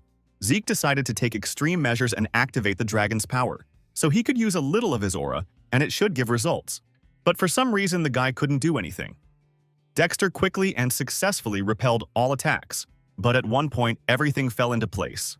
Aura began to act and Zeke desperately went on the attack, blinding the enemy with his energy. He deprived the Black Knight of visibility, but he decided to show all his strength, so he warned the guy that it would be even more difficult. But Zeke was already prepared for this, because a minute ago he decided to activate the Dragon Vision skill. It will definitely help him. At one point, he almost caught up with the strange gardener, but it turned out that the man simply disappeared before his eyes. All that remained of the Black Knight were the footprints in the sand, and they quickly disappeared in a gust of wind. And he was gone again. This is why Duke Draker was called the Black Knight, or the Storm Knight, because with a simple jerk the man could cause terrible gusts of wind. A few seconds later, the gardener appeared again and began to attack the guy, but he activated all his abilities and successfully fought back. After some time, due to excessive use of skills, Zeke's fatigue exceeded the permissible limit. The system forcibly disabled all the skills in use, and the guy could only make out the silhouette of the gardener, who was moving away. A little later, the guy realized that he had just fought with the strongest knight on this continent. Zeke Draker had absolutely no memory of how he ended up in his elite dorm room. The guy slowly got up on the bed and looked around. Apparently, the knight had personally brought him here and put him to bed. At this point, the guy did everything he could, but it was not enough. He tried to weaken the knight's vigilance by repeating the same attack over and over again. At the decisive moment, with the help of the dragon's power and the dragon's vision, he wanted to strike Duke, but alas, he did not have enough strength. Now Zeke realized that he had actually passed out due to overusing his dragon skills. But he was able to see the Black Knight's secret technique, which was using mindless, incredibly fast movements thanks to his extremely trained body. It must have been this secret technique that allowed Andre, who had weak stamina, to rise to the level of a Red Knight. Zeke felt sorry that he missed the opportunity to learn the secret technique, but it was worth it. The dragon's power exerts such a huge pressure that it makes even the Black Knight hesitate. Most cadets would give up immediately once they encountered this skill. The virtual tablet beeped. Remind me of unread messages. They said that Zeke Draker's soul had been divorced, thanks to a display of willpower, and he also received karma points. The guy then read that 45 points were needed to unlock his system and restore it, but at the moment the guy only had 40. Then he looked at the menu bar where he could select the desired inventory. This inventory could be constantly increased. That is, the guy could activate skills just by thinking about them. So he began to visualize the sword he would need. The claymore disappeared and took up 2 of the 28 spaces available in the inventory, which is what was meant by the message about the space the item occupied. At first, Zeke thought it would be some kind of subspace storage, but everything turned out to be much better. Of course, this artifact was expensive, but finding something to store it in was not at all easy. I wonder what will happen when he reaches a higher rank. If the value of these points is so high, then he will not be able to throw them away mindlessly. Well, it looks like the guy will have to change his plans, which were already changing because there was a knock on the door, and Decker appeared on the threshold. The guy didn't want to see anyone, so he sadly asked why the assistant had disturbed his peace. The man, without saying a word, handed the boy a note. It was from a stranger, but he said that Zeke would understand if Decker said the word gardener. Without thinking twice, Zeke snatched the note from his assistant and unfolded it, where Dexter said the guy could come whenever he wanted if he wanted to fight again. The young man immediately remembered that the gardener had called their duel a draw, which meant he wanted to meet again. The guy smiled maliciously. Fate itself was giving him the opportunity to find out more information about the Black Prince's techniques. Decker also informed the guy that he had found the blacksmith that Zeke had spoken of. But the problem was that this master was refusing to meet with Draker. The guy didn't like this at all because how could an ordinary master refuse the heir of one of the most ancient and influential families? The assistant sadly reported that this weaponsmith unfortunately no longer makes balls. The very next morning, Zeke Draker stood in front of the swordmaster's house. He decided to check for himself why this man had refused him. The workshop had a name, and on the wall hung a sign that read Panpier's Breath, which seemed too loud to the guy for such a place. Without thinking twice, the young man opened the door and asked if there was anyone alive in the house, as there was real chaos going on there. Master Graham sat at the table, now in a sorry state. But earlier, he had created a sword that had the ability that the language needed most, the ability to change ether into aura. The greatest blacksmith on the continent, who forged this sword, was now drinking heavily and had not touched work for a long time. Master Graham looked listlessly at Zeke Draker and told him to get lost. This was no place for children. Although he was a rather picky person, he never reached such a terrible state, so what happened to him? Without thinking twice, Zeke Draker grabbed a bucket of cold water and doused the man from head to toe. He didn't even have time to scream. Without thinking twice, Zeke Draker grabbed a bucket of cold water and doused the man from head to toe. He didn't even have time to scream. When the master came to his senses a little, the boy asked why he had rejected his offer to make a powerful sword. The man examined the boy for a long time until he saw his gloves with the Draker family coat of arms, and this horrified him. He immediately fell on his knees in forgiveness for the young master seeing him and his house in such a shameful state. Now he doesn't take orders because he doesn't want to create something that someone else has come up with, and he's not able to do what he wants himself. Graham probably didn't want to share his problems and never talked about the way he lived, because Zeke knew him from his past life. Now the master considered himself useless, but the boy could not wait 10 years for him to come to his senses and become the greatest master. Graham was still asking for forgiveness, I don't know why, and Zeke ordered him to show a couple of his other works. The master had to take the guy to the backyard and reluctantly show him all the results of his work. The entire courtyard looked like a weapons field, with dozens of swords stuck into the ground, and the sight was amazing. Zeke walked between the swords as if through a museum, examining each unique exhibit. The man warned the boy to be careful, because although the swords were not perfect, they were still quite sharp. These were far from disastrous balls. They were no different in quality from those that the best master on the continent had produced. Zeke had to activate his dragon vision ability so he could get a better look at the sword he liked. After examining the weapon for a long time, the guy concluded that Graham had some problems with the brazier and they needed to be fixed immediately. The man's eyes widened in surprise. How did this boy know that his brazier was broken? Draker understood that this craftsman had his own unique style of work, using several types of metal to create a lighter and more refined material. But when it comes to the durability of the products, Graham still needs to experiment and create his best creation. This happens because the impurities present in the metals were not properly removed during the calcination process. The master continued to be amazed, because Draker not only recognized his smelting method, but also found the main drawback and its cause. Graham was silent for a while and then said quietly that he would like to ask the young master for something, and he nodded in agreement. The master invited the guy into his office, rummaged through his desk for a long time, and then pulled out some strange drawings and showed them to the guy to look at. Zeke Draker asked Graham to unfold the drawings so he could understand what was shown. It turned out that this was Graham's secret, which he would reveal many years later. The drawing was of a drawing of a magic brazier. It was a drawing of a magical brazier, the temperature of which was maintained by magic. This was the master's secret. Graham knew that his work would certainly interest the boy, because with this invention his smelting method would become flawless. Zeke Draker was tired of wondering why, despite having all the plans, Graham hadn't yet brought his project to life. But the master sighed heavily and said that he still needed a diagram of the law of mana energy. But the commission of the magic tower was very large. He did not have that kind of money. The guy thought that in order to save up the required amount, it would take the master at least 10 years, and this is completely absurd. Language even thought about the fact that such a talented master as Graham definitely needs help, both financially and morally. But the master got ahead of him and said that if Draker helped him with the brazier, he would carry out any of the boy's orders.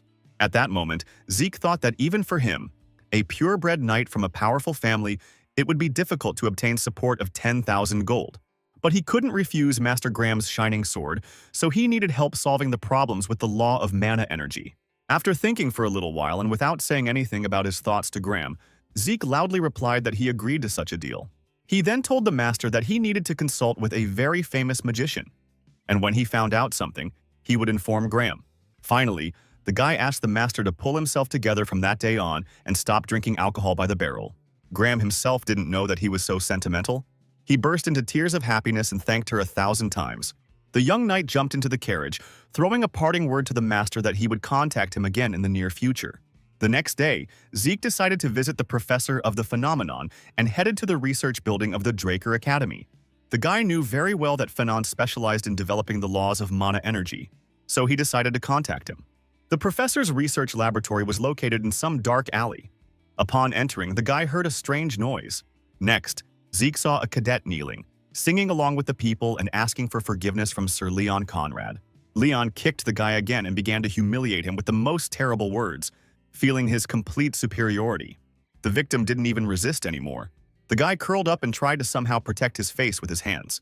Without thinking twice, Zeke leaped up to the group of offenders in 2 leaps and decided to quickly restore order and justice. Leon didn't notice Draker, so he called the guy the same worthless person as Zeke himself, promising that he would destroy both Draker and him. The previously unseen golden glow, the awakening of a pureblood who surpassed the rest, all of this still tormented this boor. And now, Leon Conrad was taking out all his anger and resentment on some helpless cadet from the lower class, feeling superior to the victim. He lost to Zeke Draker because he chose a surprise attack technique that Lion could never have expected. But the thought that the one he thought was pure trash turned out to be a pure-blooded awakened from the great bloodline.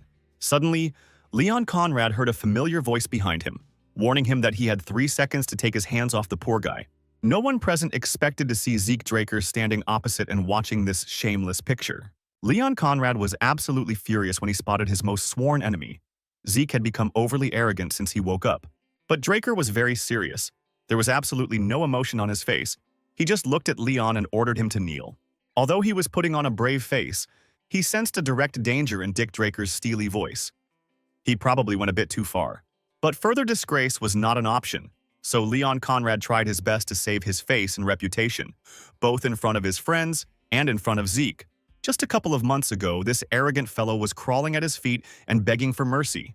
But now Leon himself could end up in his place. Clenching all his composure into a fist, Leon shouted that Zeke Draker had no right to tell him how to behave in the academy. Otherwise, he might regret it. Leon Conrad then decided to involve his friends in his defense and ordered his brothers to beat the guy up properly. Zeke Draker foresaw this situation and immediately warned his rival's friends so that they would not regret their decision later. The first to rush to Leon's defense was his best friend, who shouted that in a couple of minutes all that would remain of Zeke would be a wet spot. But not even a minute had passed before this daredevil was already lying on the ground and asking Draker for forgiveness for his behavior. The others decided that there was no point in fighting Zeke alone, so they began attacking him in twos and threes. A fairly large-scale fight broke out, and from the outside it was unclear who was in the lead and who would end up being beaten half to death. Screams and strange noises spread throughout the entire courtyard of the academy. Some of those present were already asking for mercy, some were trying to quickly run away. The cunning Leon Conrad miraculously extricated himself from the fight and decided to observe everything from the sidelines. For the first time, he was truly afraid for his life. Having scattered all his friends to the sides, Zeke finally found his opponent with his gaze and began to slowly move towards him. They looked into each other's eyes, realizing that the conflict between them was not yet over. They had to continue. Leon, out of fear, drew his sword and prepared to fight Zeke Draker using bladed weapons. Draker reminded his opponent that cadets were forbidden from retrieving balls outside the training hall, so their duel would end in the death of one of the participants. A battered Liam Stone raised his head and said that he agreed to be a witness to their fight, with all responsibility falling on the loser. Well, then Leon Conrad dropped to his knees and pulled Liam along with him, and they tearfully began to apologize to the guy for their behavior. Zeke involuntarily recalled how a year ago he himself had suffered terrible beatings and humiliation from these people, and each time he had begged them for mercy, but no one had listened to him. It was at these moments that he felt real anger. He could now take revenge and kill both of these fools, but of course Zeke did not do this. He swung his sword and at one point hit Leon Conrad's ear, saying that for the first time such a punishment would be enough for this abnormal person. Zeke Draker then warned that if he ever met this bully again, he would definitely lose his head. The guy turned around and decided to leave the scene of the bloody clashes. He was actually heading towards Professor Fannin, but he was stopped by a guy who was being beaten by Leon's gang. He asked why Zeke decided to help him. Draker replied that he should worry about this issue, since he had helped himself more than he had helped the unknown cadet. Perhaps the guy was so affected by his new sword, which he took from Master Graham. This weapon is definitely supposed to protect the weak. A few minutes later, Zeke Draker arrived safely at Professor Fannin's research lab and unfolded Master Graham's blueprints before him. The man carefully examined all the notes and drawings and was extremely surprised by the blacksmith's abilities. He turned out to be a true genius. The man carefully examined all the notes and drawings and was extremely surprised by the blacksmith's abilities. He turned out to be a true genius. The core was the heart of the machine, but as it turned out, the design had extremely complex limitations.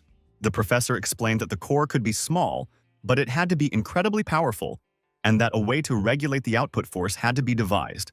Fannin suggested making some minor adjustments to the drawing, but this work would take him about 10 years or maybe even 15.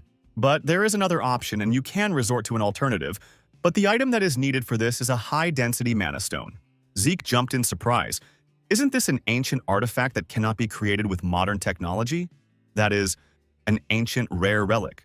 Professor Fannin became sad because finding other artifacts is much more difficult than obtaining the mana stone, which is necessary for the existing plans. Zeke also clearly became sad. They could kick him out of here if they found out that the guy doesn't know how to use aura, so he definitely can't wait 10 or 15 years. But he also can't get 3,000 gold coins to buy everything he needs, and in all likelihood, he will have to give up Graham's shining sword. Everyone thinks he's using aura because of what happened during the blessing ritual, but it was just the statue's reaction caused by the ether and healing. Ether is a force that is difficult for humans to control, and Zeke cannot use any sword skill that requires aura, except for the soul spirit skill. Professor Fannin continued to be amazed and admitted that the creator of this drawing was an amazingly intelligent person. Even considering the complex core, the design is quite effective, as something like this is very difficult to find even among Golden Age relics. And the professor's words suddenly gave Zeke an idea. He asked to take care of Graham's drawings, and he himself should leave for a while. Fannin did not understand the young man's actions, nor did he understand his explanation of why he was going anywhere at all. But Zeke Draker only smiled mysteriously and said that in the very near future he would obtain a mana stone of the highest density. At the beginning of the Golden Age, a long war of liberation raged, during which people tried to escape from the power of the dragons. This long-standing battle ended with the victory of Terracon, Draker over the evil dragon godmother, and so the people gained a century of peace. Then, the ancient relics that were discovered in the dragon's lair were remnants of the Hero King's era, and among them was a high-density stone capable of satisfying the mana needs of an entire village. Now, all the evidence from those times was in the central library of the Draker Academy, where Zeke went. The building was rarely used, but it was maintained because It was believed to have been founded by the cockroach Draker, and in recent times, countless relics from the Golden Age had been found there. The news spread across the continent, but that was in Zeke Draker's past life, and it would take another 10 years to reach that point. You could search for the entrance to the library's secret sector all day and still not find it because it was well camouflaged. All Zeke Draker needed now was to be very attentive, so the guy decided to activate the Dragon Vision skill. After walking through the various sections of the library, he found himself in a huge hall where the floor was covered with ancient, intricate ceramic tiles. He began tapping the slabs to detect the dull sound where the space was located under the tile. And of course, he found it. This task did not take the guy even 10 minutes. The disguised entrance to the mysterious section of the library was found. From now on, things will go faster. To move the heavy slab, he had to use the spirit's souls, because without magical support, the guy himself would not have been able to cope. Within minutes, Zeke Draker was carefully making his way into the most mysterious section of the Draker Academy Library, a place that only a few dozen people had ever visited. But despite everything, all the ancient books were neatly arranged on the shelves, and absolute order reigned in the room. The information bulletin didn't say that the entrance to the secret library would be so deep. Zeke even had to light a torch. After walking a little further, the guy heard strange steps. He hid behind a column and began to watch carefully. It will be at least 10 years before people discover and excavate the ruins of this library.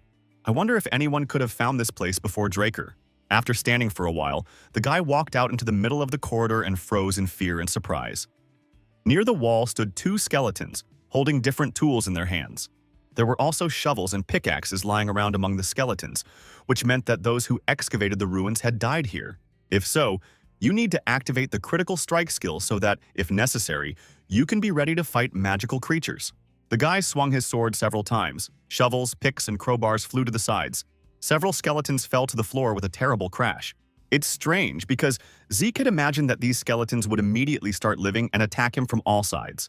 But this did not happen, because in order to have more information, Zeke Draker called up a virtual tablet. It turned out that he received a few extra points for destroying two skeletons, which were apparently monsters. The guy thought that while hunting for the Mana Stone, he had completely forgotten that it was vital for him to earn more points. So, without thinking twice, the guy ran further down the corridor, looking for new skeletons and diligently breaking them into pieces. As a result, Zeke Draker managed to destroy as many as 20 skeletons. For each of them, he received 1 karma point. After this, the guy had the opportunity to activate new dragon skills, for which he had to pay 50 points.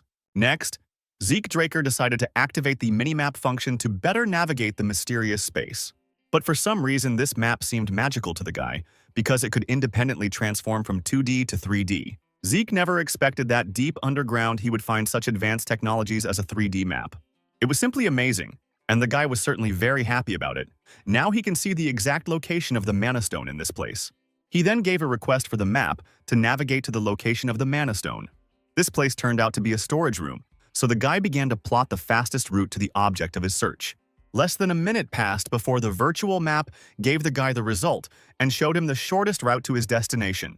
Zeke Draker didn't wander the corridors for long, and half an hour later he was standing in front of a huge door, behind which was a storage room. The guy understood perfectly well that such a door wouldn't just open, and there was no point in knocking either. He needed to figure out how to get inside. He remembered that he had previously read about a magical security spell that had the ability to open any door for companion. The reason why the Magic Tower and the Archmage of Nirvana were attracted must have been precisely because of this door. And now the guy understood that if it weren't for his unique gloves, he could have lost his hand from contact with this magical door. After thinking a little more, he realized that he couldn't handle it on his own, and asked the system to open this door for him. He did it for fun, but it turned out that the system could hear him well and carry out all of Draker's orders. Then the guy asked the question that was tormenting him. He asked why the system forced him to regress, but he did not receive an answer to this question. He then asked the virtual tablet how the administration system worked, but there was no answer either. The young man realized that this thing would not answer any questions concerning his personal life and regression, so he asked his virtual tablet to just open this mysterious door so that he could get inside. Some locks clicked, the door opened, and the system reported that the Dragon Burial Room, which is called the Pantry, was open. Zeke Draker took a few steps inside and froze in surprise. There were tall shelves around, and on them were chests of different sizes. The guy approached one of them and easily lifted the lid. It turned out that the chest was filled to the brim with valuable relics and treasures. There was a countless amount of different goods here, but it would be good to find at least one ancient relic. That would be enough for Zeke. Then Zeke opened another chest and a satisfied smile appeared on the guy's face. It seemed he had come to the right place. The chest contained carefully arranged mana stones of the highest density, which was what Zeke was looking for. In half an hour, he filled a whole backpack with mana stones and other various relics. Was he really going to have to come back here until he graduated from the academy? But for some reason, the guy couldn't shake off some strange feeling, as if someone was spying on him, and the gloves on his hands turned red. Then some strange energy began to circle around Draker and lift heavy chests of gold into the air. The guy had to ask the system what this mysterious place was that he was in now. The system responded that Cadet Draker was currently in the very center of the Dragon Slayer's home. Previously, he had not read any information in information sources about a strange abandoned room that was completely filled with coffins, or what was going on here. Once again, I had to use the virtual minimap to more precisely determine my location and think about how to proceed. Zeke Draker knew it. He was really not far from where he had been before, but there was no direct passage to the house of the Dragon Slayers. If this is the case, then this may be a hidden area that no one has ever found before, and it can't just be left there. In front of him, the guy saw the enormous armor of an ancient knight. It seemed as if someone was taking very good care of it. The system informed Zeke that he had found exclusive Dragon Slayer equipment, but he needed to be very careful with it. Zeke began to examine everything in great detail. He thought that the armor must be different from that worn by the knights of the Golden Age. Then the guy turned the armor around to take a good look at the back. There was a strange hole near the neck, and of course Zeke stuck the mana stone in there. The system reported that Draker had installed a mana battery into the Dragon Slayer's exclusive gear, and it was about to activate. Then it became more and more interesting. An excited smile appeared on the guy's face. Now he was returning to the past. A few seconds later, Zeke saw the activation of the mana stone in action as the armor began to move. The guy didn't expect this turn of events at all. He was even a little scared. There was no one to help him here. He even fell to the ground out of fear.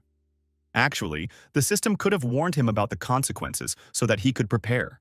That is, the source of energy for this ancient armor was precisely a mana stone of very high density, which means Zeke has reached his goal. He was curious about what other properties the stones had, because they required an insanely huge source of energy. The guy walked around a few more rooms, but unfortunately, they were all empty. Only the last room remained, which he had not yet been in. There was a huge glass cube in the middle of the room, and Zeke decided to ask the system what function this object performed. What the system reported about this item put the guy in real shock. He couldn't even imagine that he would find such a treasure. The tablet sent a message that the Terracan legacy had been found. Draker, namely the heart of the cursed dragon godmother. Zeke couldn't believe it. To think that his great-grandfather left the heart of the slain dragon as a gift. That would explain the ominous feeling he felt when he entered the pantry. Well, now the guy had completely different sensations. The system told him that the heart of the dragon godmother was reacting to the administrator, and Zeke clearly felt it. He heard the dragon say that he would soon kill them all, but he did not yet understand the meaning of these words. Why was he the chosen one? Why did the universe decide that Zeke was the one who should find the heart of the dragon that his ancestor left here? He looked for some time at the glass cube in which the most mysterious object in this building was kept, and did not know what to do next. It still seemed to him that he was not alone in this room, and that someone was continuing to watch him closely. The system gave a hint. It was necessary to get rid of a strong curse that emanated from the heart of the Bugumut. For this there was a reward. But to do this, Zeke had to activate one of the skills, namely, Indomitable Mental Defense. But here's the problem. The tablet reported that at this stage this skill could not be activated. In my head, the dragon's strange and terrible words about killing them all were heard louder and louder. Zeke felt like his head was about to explode from the overabundance of sensations. He couldn't fully control his body and actions. His mental body was splitting into two parts, one of which belonged more to the dragon. The god monster could even talk to Zeke. But, by putting in all his efforts and activating all the skills possible, Draker managed to overcome the dragon's curse. The system reported that the administrator completed the unscheduled task and received ownership of the dragon heart as a reward. In addition, Zeke Draker gained the skill of infinite stamina and also activated the skill of healing factor so that his body could regenerate. But even after all this, the guy did not fully understand why his ancestor gave him the heart of the god dragon. It was just that now he felt like a dense source of mana was penetrating his body. But he did not have the ability to accept this mana. Zeke Draker clearly understood that without a place to store all these magical stones, the mana would simply destroy his body. It was necessary to make some decisions very quickly, so as not to remain here for several more centuries. Since no normal thoughts came to mind, Zeke decided to call on the spirit soul for help.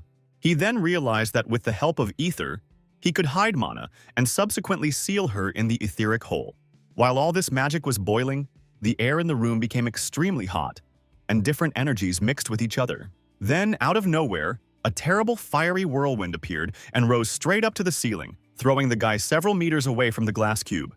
Zeke Draker completely stopped understanding what was happening to him and around him. Real dark magic was happening here. When he opened his eyes, he realized that he was in a huge crater left in the ground by a fiery whirlwind.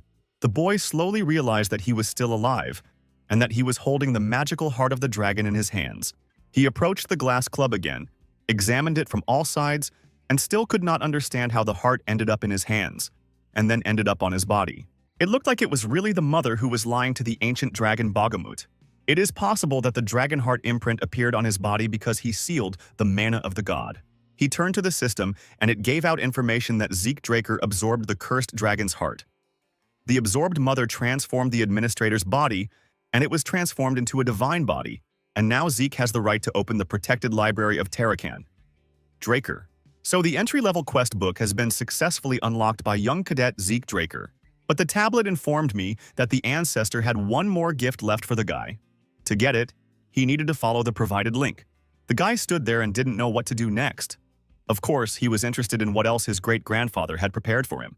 When he opened the status bar, his eyes seemed to widen to the size of the earth. This simply couldn't be happening. The building of the Platinum Mansion of the Night Academy was drowning in moonlight, and it was deep night outside. Zeke Draker was finally able to get to his room, and, after locking himself inside, he was finally able to calm down a little and put everything back in its place. Power and physique were his reward, and it looks like the spell can be unlocked once he gets stronger. Power meant that the boy could now control the dragon's thoughts, and his physique was capable of functioning at the highest level. Then a window of state appeared again, connected not with the second dying gift, but with the ancestor Tarakan himself. To open Tarek's secure library on Draker, Zeke needed to update the information on his tablet and access the secure library folder. The system then suggested moving to a location where it was possible to update the information. For this, it offered to use a virtual map. The map paved the way to Valhalla, the most prestigious school for training knights on the entire continent. Zeke learned that outsiders except the administrator are prohibited from entering this territory, but now he has such an opportunity. If there is something there that is connected with the dying gift of his ancestor, then perhaps it is worth changing his plans a little. It looks like Zeke will have to continue being a part of this damn family, and now he needs to get the reward at the end of the mission. The system announced that training for a low-level administrator was beginning. It was somewhat similar to the Adventurers Guild missions or mercenary assignments. The guy found himself in a huge mirrored room. The floor was equipped with small blue monitors instead of tiles. Zeke Draker had no idea where he was, what this place was, or why the system had sent him here. It was very much like he was simply teleported from one reality to another, but it was interesting. Everything was different now. It felt like this place was different from what it was last time. Now the boy saw the approaching silhouettes of terrible monsters, who were holding in their hands terrible bats with iron tips. These were the orcs that Zeke Draker would need to defeat in a tutorial quest within a certain time limit. The boy thought that the educational system was trying to create situations in which he could use all the skills he had acquired. For a moment, Zeke thought it would be nice if he could enjoy these kinds of benefits in his past life. But now he needed to win the fight with the orcs, so the guy began to activate all the skills that came to his mind. This time, the sword did not fail its owner either, and within half an hour the entire squad of monsters was easily eliminated. The system informed the guy that his body was now capable of functioning at the highest level. The speed of the body and the speed of ether transmission inside had increased. A moment later, the teleport worked again, and the guy returned back to the academy. Now he found himself in the training hall. At first, he thought that maybe it was all just an illusion, but everything that happened seemed incredibly real. Zeke glanced at the tablet's status bar, which indicated that he had received additional time bonuses and 40 points. Then the guy realized that he could easily buy any items and skills simply by using the system. The rarest relics could be purchased here, but they cost a fortune to buy, according to Zeke. The guy came up with a working scheme. He can sell some relics or put them up for auction to earn some extra money. No one else would probably think of something like this, so Draker could have made a fortune. Zeke was very tired. He had a terribly difficult day, so the guy decided to go back to his room and rest a little. This time, the guy really managed to get a good night's sleep. He was awakened by the rays of the sun streaming through the window into the room. Having quickly gotten ready, the guy headed towards Professor Fannin, who was already waiting for his strange student. The professor was interested in only one question: how the boy managed to take the most durable mana from the mysterious library. Every time high-density mana stones are found on the continent, they are registered using various ancient texts, and a title is issued for them. Thus, by checking the registration number, you can find out where and when the mana stone was found and its current owner. But the strange thing about the situation was that the stone that was in Fanon's hands was not registered anywhere. But Zeke didn't care at all. He didn't care whether it was done legally or not. He got this relic. He needed to act. So the professor and his young student hurried to Master Graham's house. They had good news for the man. A true miracle has happened. Thanks to this mana stone, the master will be able to resume his work and will develop new swords. The power and energy of these stones will help construct the perfect brazier for tempering the new swords that Graham will create in the future. Two young men knocked on the master's door. Zeke wanted to quickly see the expression on Graham's face when he saw what they had come with. The master appeared at the threshold and immediately smiled at the guests, and they, without delay, handed him a small, beautiful box. Graham immediately understood what the professor and his student had come with, and he didn't pay much attention to the box. But Zeke asked the man to open the gift, which he did immediately, and then almost fainted with happiness. Only after a few minutes, having come to his senses a little, Master Graham decided to ask where his friends got the highest quality mana stone. Zeke explained that this was the second dying gift of the cockroach Draker. It turned out that his great-grandfather was a terrible collector down to the marrow of his bones. Master Graham bowed low to his guests and began to thank them, assuring them that he would now exceed all of Zeke Draker's expectations. He promised that in a very short time he would create a blade for Zeke Draker, and he would do it at any cost, even at the cost of his own life. Now the man was more motivated than ever before, and his head was already full of ideas for making new models. And Graham also thanked Zeke Draker 10 times over for bringing him back to normal life and making him believe in himself again. Just a few days ago, the man was drinking bottle after bottle and living without any purpose, but now everything has changed dramatically. After saying goodbye to Master Graham, Zeke Draker left the forge and decided to take a little walk in the fresh air. He was curious about what the first sword from the new brazier would be like. And the master, having just seen the guests out of the house, immediately set to work. He wanted to surprise the young knight with his creations as soon as possible. More than anything in the world, Zeke Draker was glad to be back in his cozy room. He spent a lot of time, energy, and effort to create the perfect sword, but he hoped that the result would be worth it. It had been 3 weeks since that strange moment when he had fought Duke Draker and then received a note from him. And just as the boy remembered about this terrible man, the window sash swung open, and the gardener himself appeared in Zeke's room. It seemed to Draker that the Black Knight was now in a very bad mood. His eyes were burning with real malice. The man asked why the guy didn't come to him in the greenhouse, but he calmly replied that he simply didn't want to see the man. But it seems Duke was very determined. He approached Zeke and demanded that the guy reveal the whole truth about his abilities. A second later, he pushed the guy with such force that Zeke instantly fell out of the window of his room, which was located very high up. Zeke Draker saw his entire life flash before his eyes, but he caught himself in time and activated his ability of extreme agility and strength.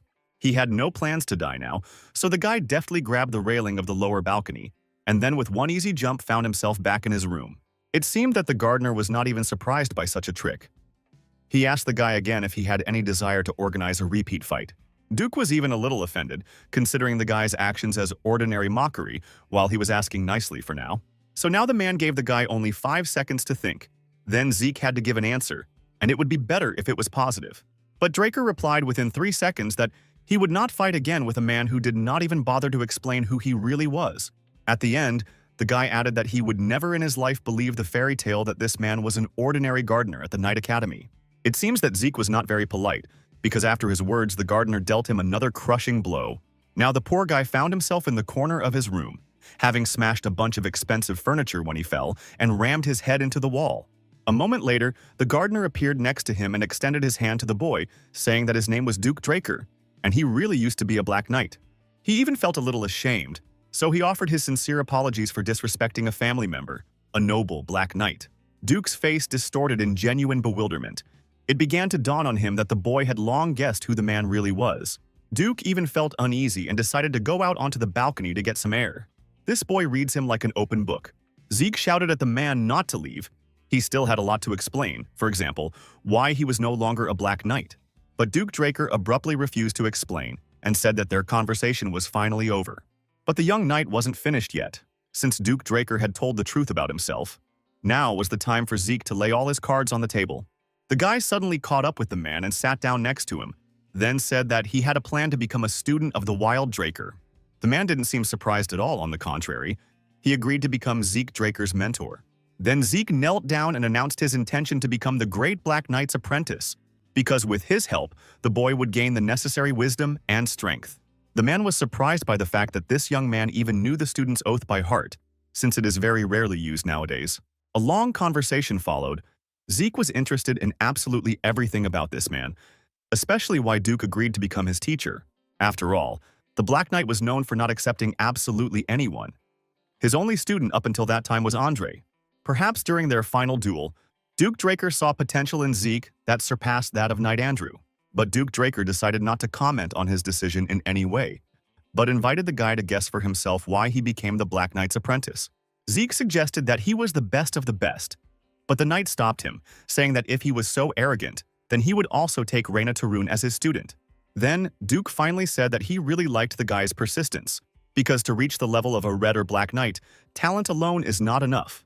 Since talented people have never encountered problems, they quickly give up in the face of really serious problems. Duke was right. The most famous geniuses, who were predicted to be red knights, not only do not achieve this title, but also remain blue knights until the end of their lives. Suddenly, the Black Knight said that they needed to stop chatting immediately, because it was high time to start the first lesson. Thus, the teacher and his only student found themselves in the training hall of the Western Greenhouse, and it was really necessary to move from talk to action. It seemed like Duke had some kind of terrible plan in mind, because he ordered the guy to run in circles almost as soon as they entered the room. If the teacher wanted to test Zeke's endurance, he wouldn't have much luck, since the boy had 100% command of this ability. But it turned out that the teacher stopped Zeke only to give him a practice blow, but the boy deftly dodged it. The next second, Draker decided to attack the Black Knight first, but he didn't expect him to fight back so furiously. Then the teacher stopped abruptly and said that the boy had some problems checking his pulse. He had realized this back in the hospital ward when he visited Zeke. Then they fought in the greenhouse, and now the master made Zeke run 500 laps. But even after that, he did not feel a drop of the young knight's aura. Now young Draker won't let the teacher check his pulse, so the teacher concludes that the boy doesn't know how to use his aura. The men began training, and during training the Black Knight reported that he had seen that bronze statue. Then there was a lot of buzz about the previously unseen golden glow, and everyone was interested in seeing this phenomenon. That's why the Black Knight is now incredibly curious as to why Zeke Draker won't let him check his pulse, which means he's hiding something. The man realized that the guy didn't suspect him. Draker was unable to control the aura, and this situation was out of the ordinary. Zeke thought that he was very lucky that Duke himself was standing in front of him now, because no one else would have any suspicions about his aura. There is no need to lie any further, unlike in his past life where he was the first awakened loser in the family. He has the ability to reflect mana, and this fact proves that Zeke Draker is a pureblood, but he cannot actually use aura. And this truth must hide him in the most secret lie, and now he asks forgiveness for not telling about it earlier. Zeke almost burst into tears. If everyone found out that Draker couldn't use aura, they would simply throw him out of the academy.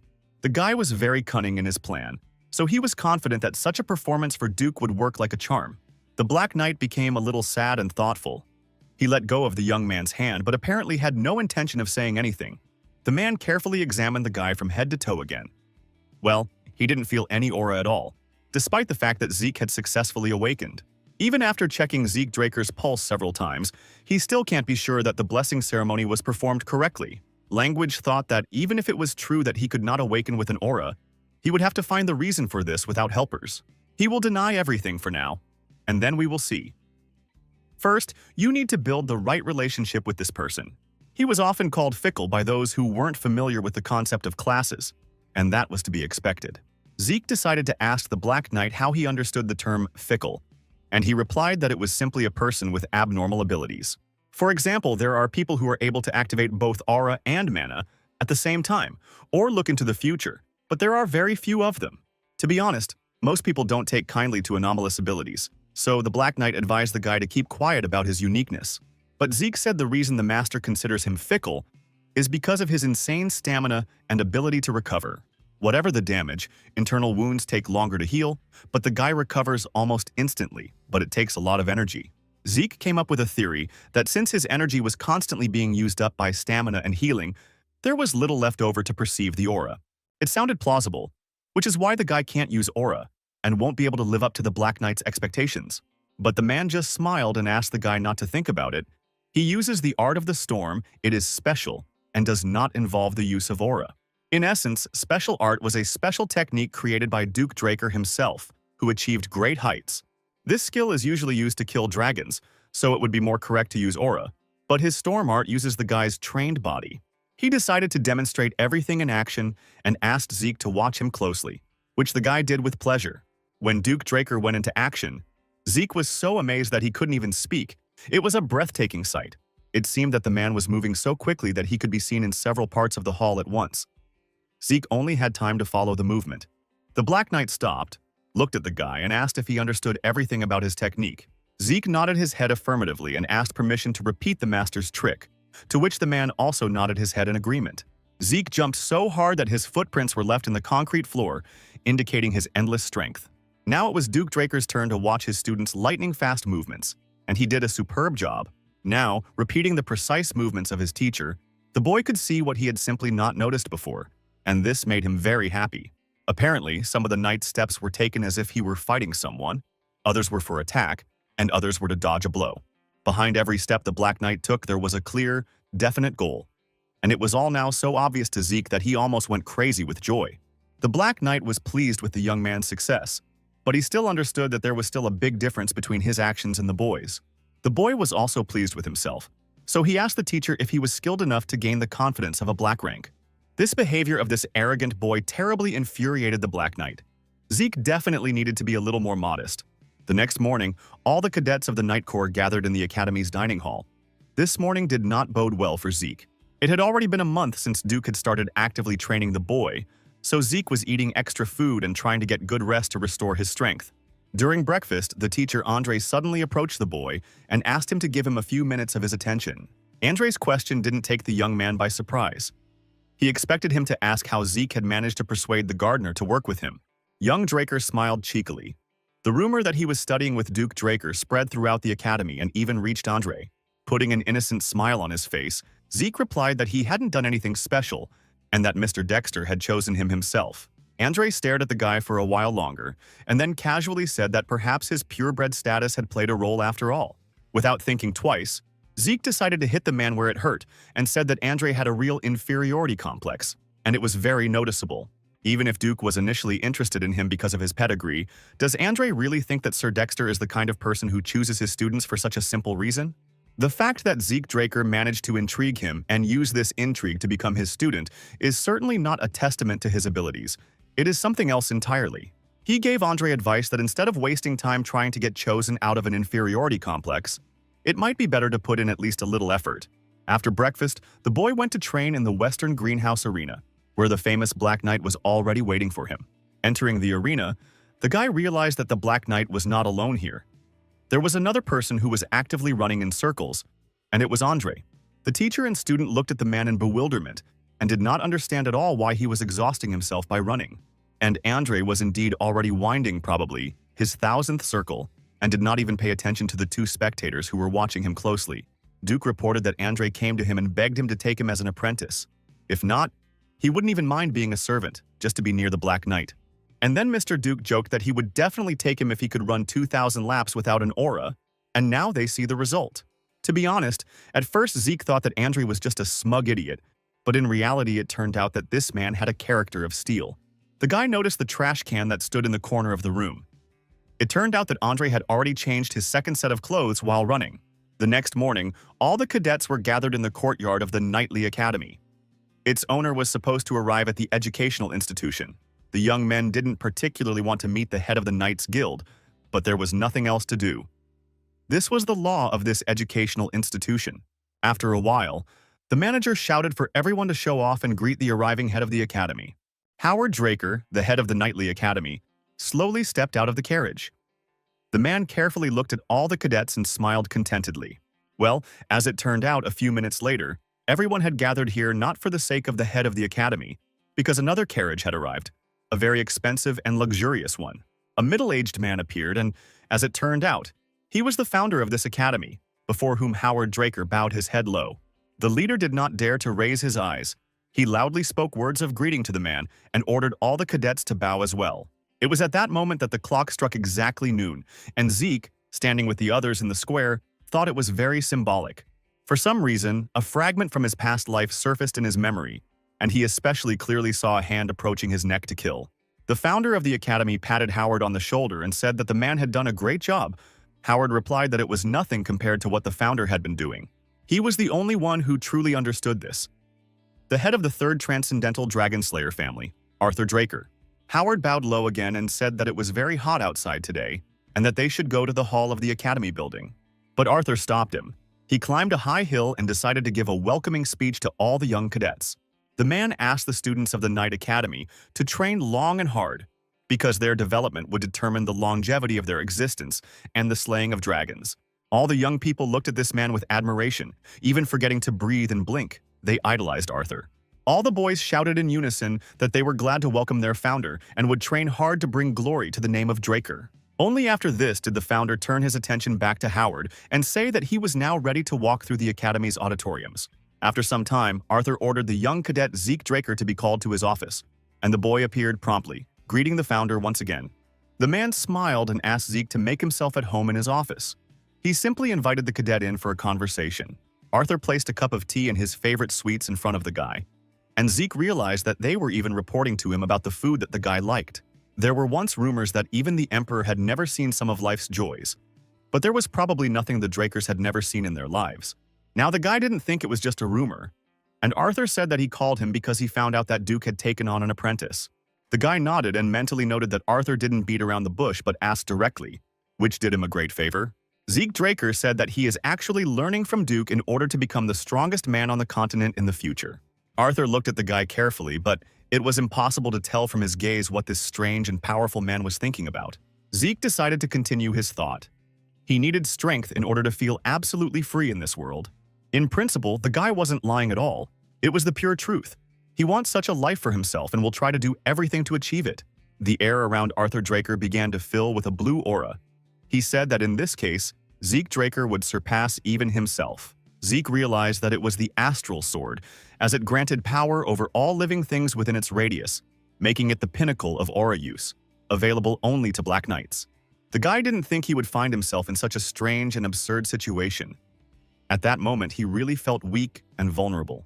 One thing Zeke Draker knew for sure, he would not play the goody two-shoes and humiliate himself in front of this terrible man. He was not one to be timid either. He just needs to pull himself together and endure this conversation, prove himself, and let Arthur know that he is on the right path.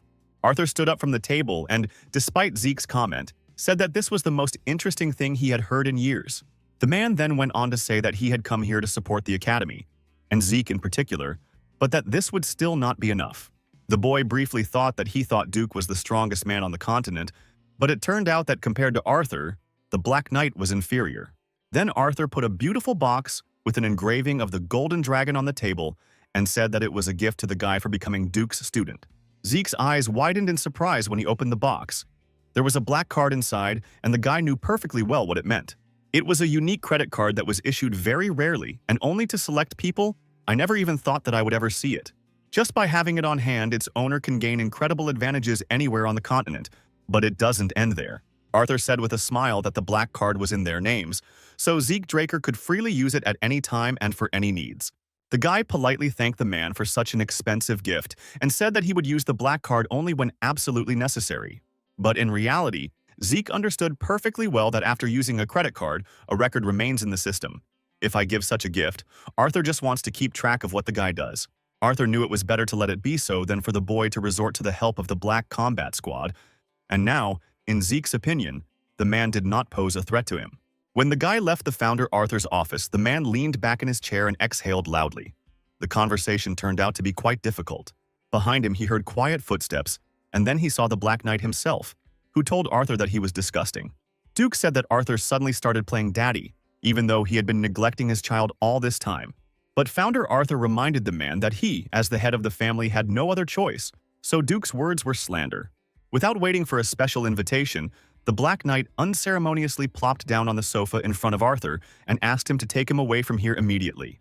Well, Arthur suggested another option. He took out a small bottle from his cloak, which also had an engraving of the golden dragon, and offered Duke a drink.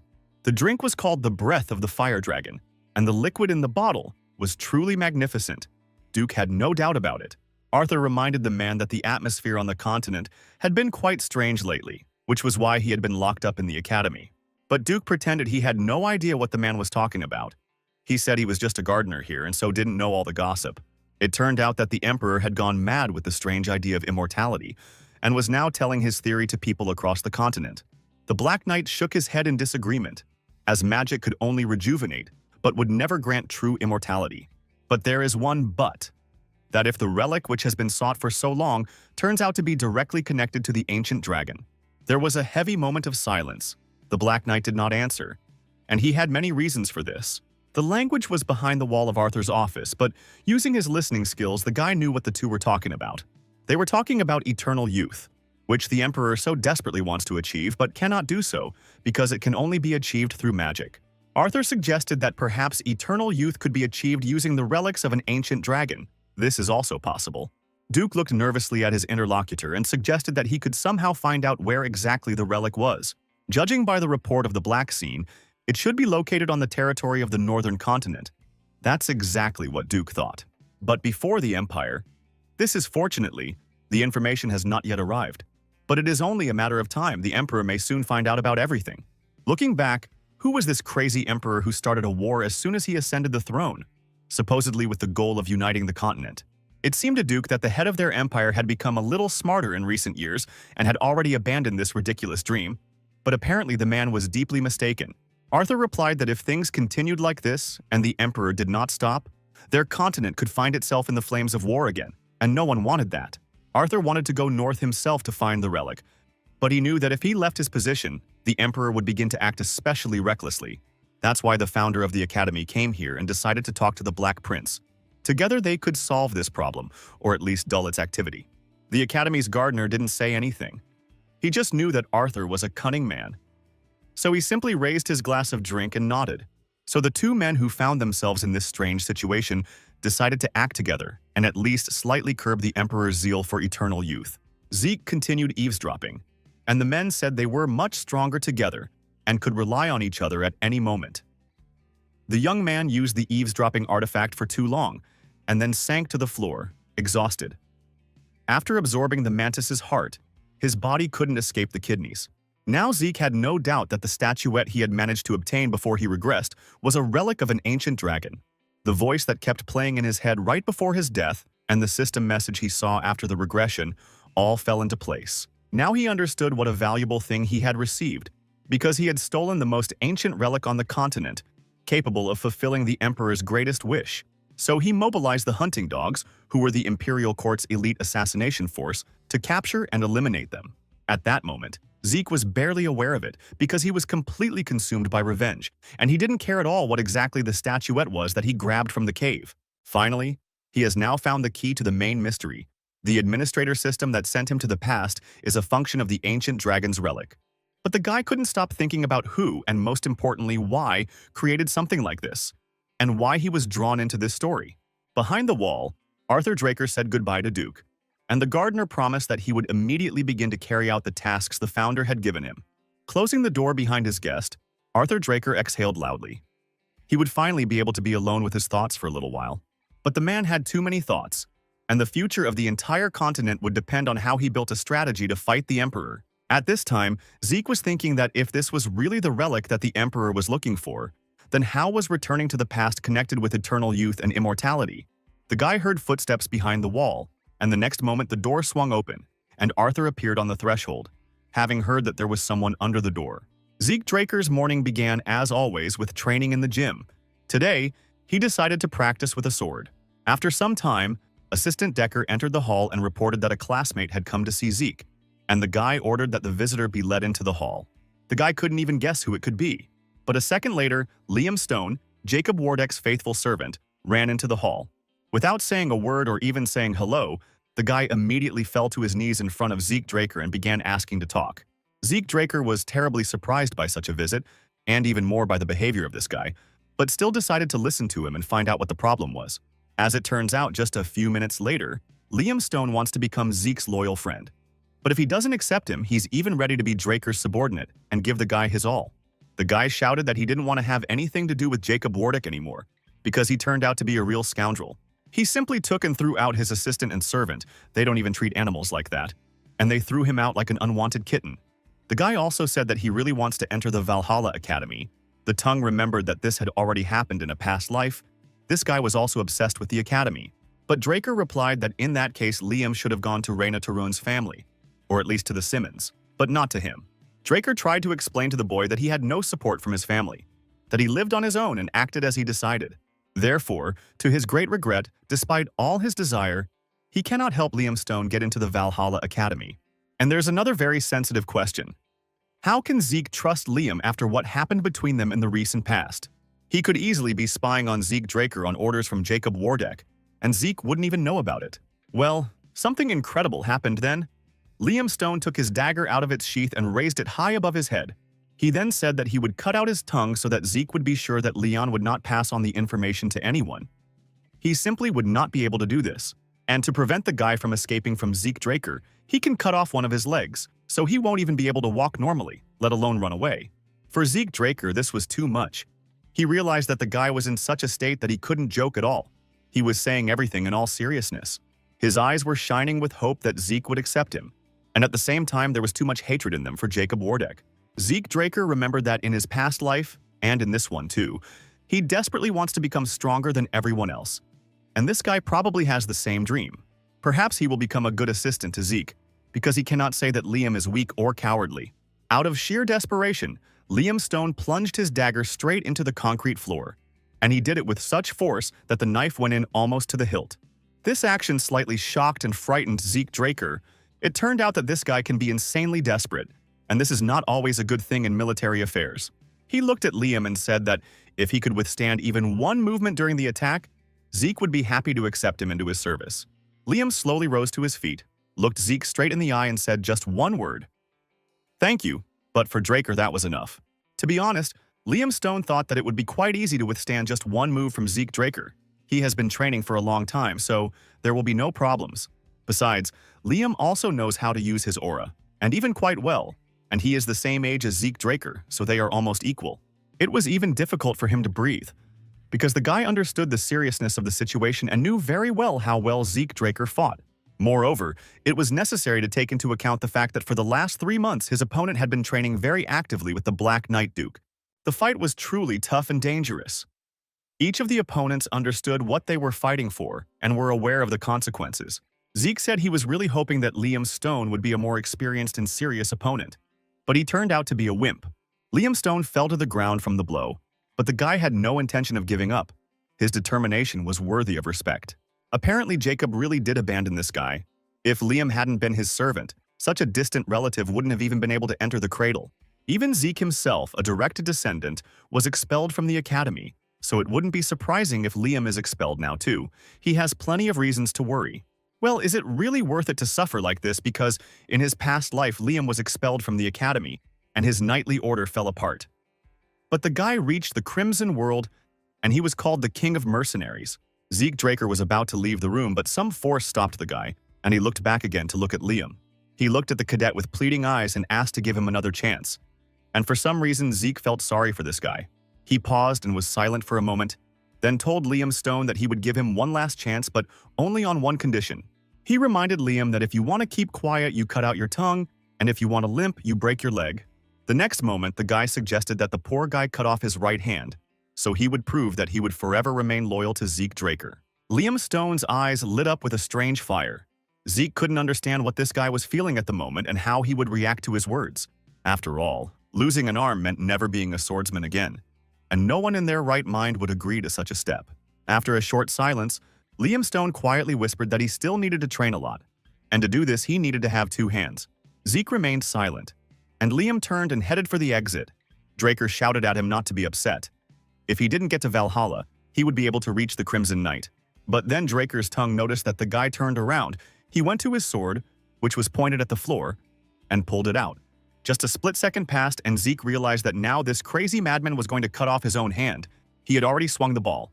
But, fortunately, he reacted very quickly. He ran up to the guy and tried to knock the weapon out of Liam Stone's hands with his sword. Stone's sword flew off to the side again, because Zeke still managed to prevent something irreparable, and he would never have forgiven himself for this act. Liam Stone stood there for a few seconds in bewilderment. He didn't quite understand why Zeke Draker did this, because a minute ago he asked to cut off his hand. Then Zeke Draker jumped up to the guy and angrily asked why he had no brains at all. You can't follow stupid orders, even if they are given by a person higher and of higher status than you. But the guy quietly replied that his arm wasn't important to him at all, because if he didn't stay with Zeke, he could lose much more, and something more important than just one limb. Zeke exhaled and warned the guy that if he did anything like that again, he would throw Liam out the door, regardless of whether he was loyal to him or not. Draker finally took Liam Stone as his subordinate, and an hour later the guys were sitting in the cafeteria and planning their future life at the academy. Liam Stone has already thanked Zeke Draker 1,000 times for not refusing him and accepting him as his subordinate. Now his life will truly begin in a new way. But Zeke Draker wanted to know the real reason why the boy came to him when Jacob Wardick dumped him. Liam looked a little sad, and it was clear that he was having a hard time keeping up the conversation. But there was nothing he could do. He had to tell the whole truth. As it turns out, the guy has a mother whom he loves madly and tries to take care of the woman, but now she is ill with a terrible illness. A couple of days after Jacob Wardick kicked Liam out, the boy received a letter saying that his mother had become much worse and was in a dying condition. Now he doesn't have the means to give his mother proper treatment, and the village doctors can't even determine what kind of illness it is. That's why the guy decided to join the Valhalla Academy, because students and their families are better equipped with medical knowledge on the continent. The boy also said that his mother's body was covered in strange red spots in the shape of roses, and Zeke listened attentively and wrote something down on paper. He instantly remembered his past life, and words about a terrible disease flashed through his head. Its symptoms were periodic fever and spots all over the body. It finally dawned on him that these were symptoms of the red bloom, a terrible disease that would sweep across the central continent in 5 years. This will be a very scary period. People will become infected at a terrifying rate.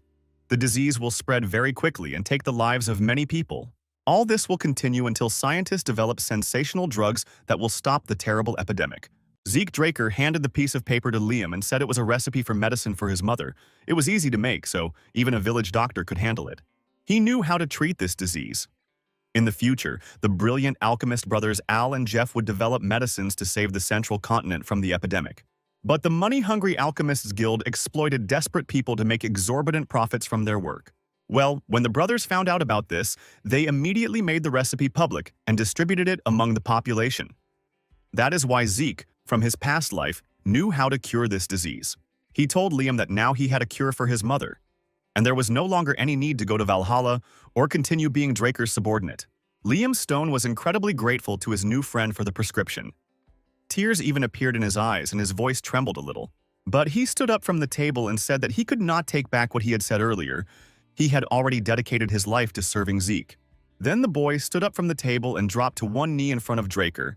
He swore to serve the knight faithfully and truly for the rest of his days. Draker thought that it would be nice to have a man under his command who would one day become the king of mercenaries. The guy no longer doubted Liam Stone's reliability.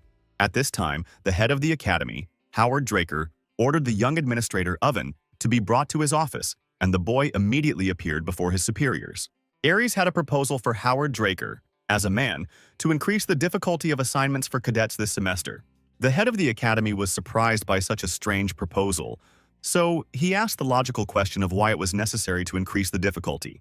Ares bowed again, asked forgiveness for his insolence, but explained that the current first-year students were very capable guys, members of influential families and even pure-blooded awakened ones. If this year's nightly skills exam is as easy as last time, then young people will not have the opportunity to prove themselves. Owen Siemens bowed once more, and the head of the academy thought about the boy's words. If that was really the case, then the task for the first-year students should be made more difficult. As the young cadet left the chief's office, Howard Draker was deep in thought. It seemed strange to him that the cadet wanted to make life difficult for his fellow students. The man was a seasoned warrior and had seen a lot in his life. Now he understood for sure that blood does not lie, and these were not empty words. At this time, two young guys, Zeke Draker and Liam Stone, were in the training hall of the academy. Draker's subordinate decided not to waste a minute and start training. Zeke was pleased with the boy's desire to reach a higher level of skill, but he knew that in the future, Liam Stone would already exceed all expectations and become a great warrior. It was a unique test at Draker Academy, where students were paired up to complete challenging dungeons within a certain amount of time, and the cadets had to be paired up. Of course, Zeke Draker took his subordinate Liam Stone as his traveling companion, and he was very happy to show himself and his abilities for the first time. Zeke asked his partner to behave calmly and naturally, since too much excitement leads to mistakes, and too much calmness will lead to arrogance. The cadets had already gathered in the academy courtyard, split into pairs. Reyna Tarun, who was the first to notice the pair of Draker and Stone, was also standing there. The Master of Ceremonies announced that Zeke Draker and Liam Stone would be next to enter the dungeon cave, and the boys fearlessly entered. But once inside, the boys met with the second manager, who informed them that another path had been prepared for them. This was quite suspicious because all the other couples headed in a completely different direction, and the manager stood and looked at them mysteriously. But there was nothing to be done. There was no turning back. So the boys nodded and obediently headed in the direction indicated by the manager. Each dungeon varied in difficulty, but there was no danger. The main task was to reach the designated point within the allotted time. Everyone was given 96 hours during which the cadets' combat skills would be assessed. If they brought monster heads with them, they could receive bonus points. But the most important condition of this task was to get out of the cave on time. If you don't, you'll fail the exam. After walking a fair distance, Liam and Zeke decided to take a short break and prepare some food for themselves. It was important to maintain their physical condition. Then they decided to take turns getting some sleep, and Zeke suggested keeping watch near the fire first while Stone got some rest. 16 hours have passed since he entered the dungeon. Before the exam, he did not sleep and trained for 3 days, which means he has been awake for more than 90 hours. The boy gradually came to the realization that the skill of infinite endurance only saves from physical fatigue, but not from mental fatigue. In the dungeon, you never know what will happen next, so it was important for Zeke to minimize the risks. Sitting by the fire, the boy didn't notice how he himself fell asleep. He dreamed of winter, an ancient temple, and a bell that signaled the approach of trouble. Then he saw a bright red flag with an image of the golden dragon on it. The flag was visible from afar. It was approaching. And then there was this strange girl with long curly hair. She was ringing the bell, warning everyone about the approaching danger. Zeke Draker woke up with a start. He had been dreaming of images from his past life. Now they had surfaced to tell him something important. This was not the first time the guy had this dream.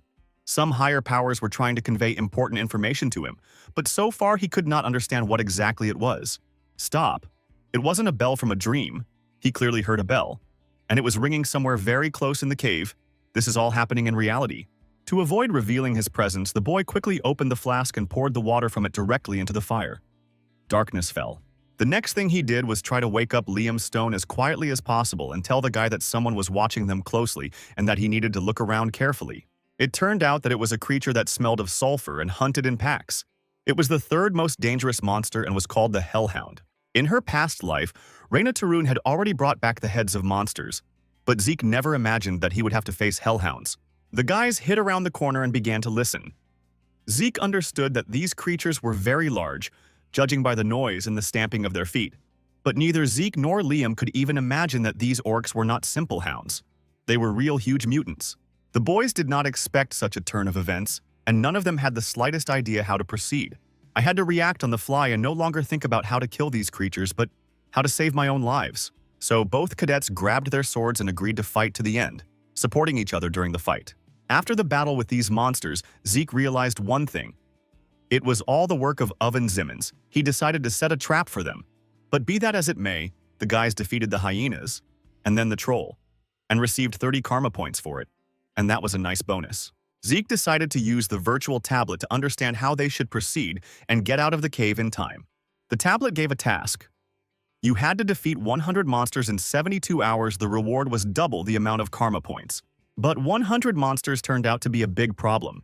Even if the dungeon is huge, usually in one area there are a maximum of 3 to 4 types of monsters.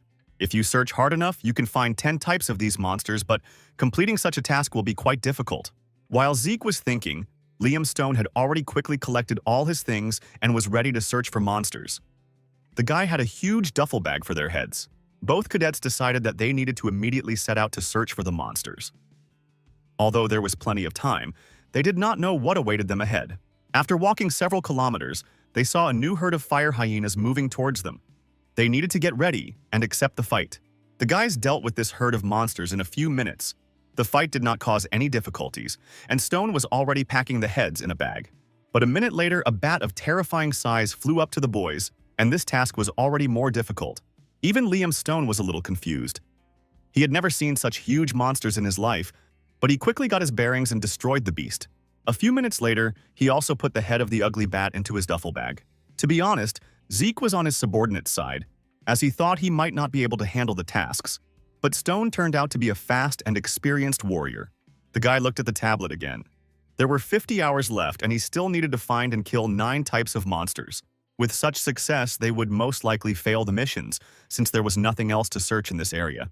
But then the most interesting thing began. The guys again heard strange, terrifying sounds and quickly prepared for battle. In the next few seconds, small fiery stones rained down on Zeke, which were very difficult to dodge, and the sword was of little help here. The guy shouted at Liam Stone to immediately drop his duffel bag and try to dodge the rocks, as it was extremely difficult to do this with a bag. Liam Stone tried to untie the bag from himself, but, as luck would have it, he got tangled in the fastening. So Zeke cut all the straps with one swing of his sword. They had to decide very quickly what to do next.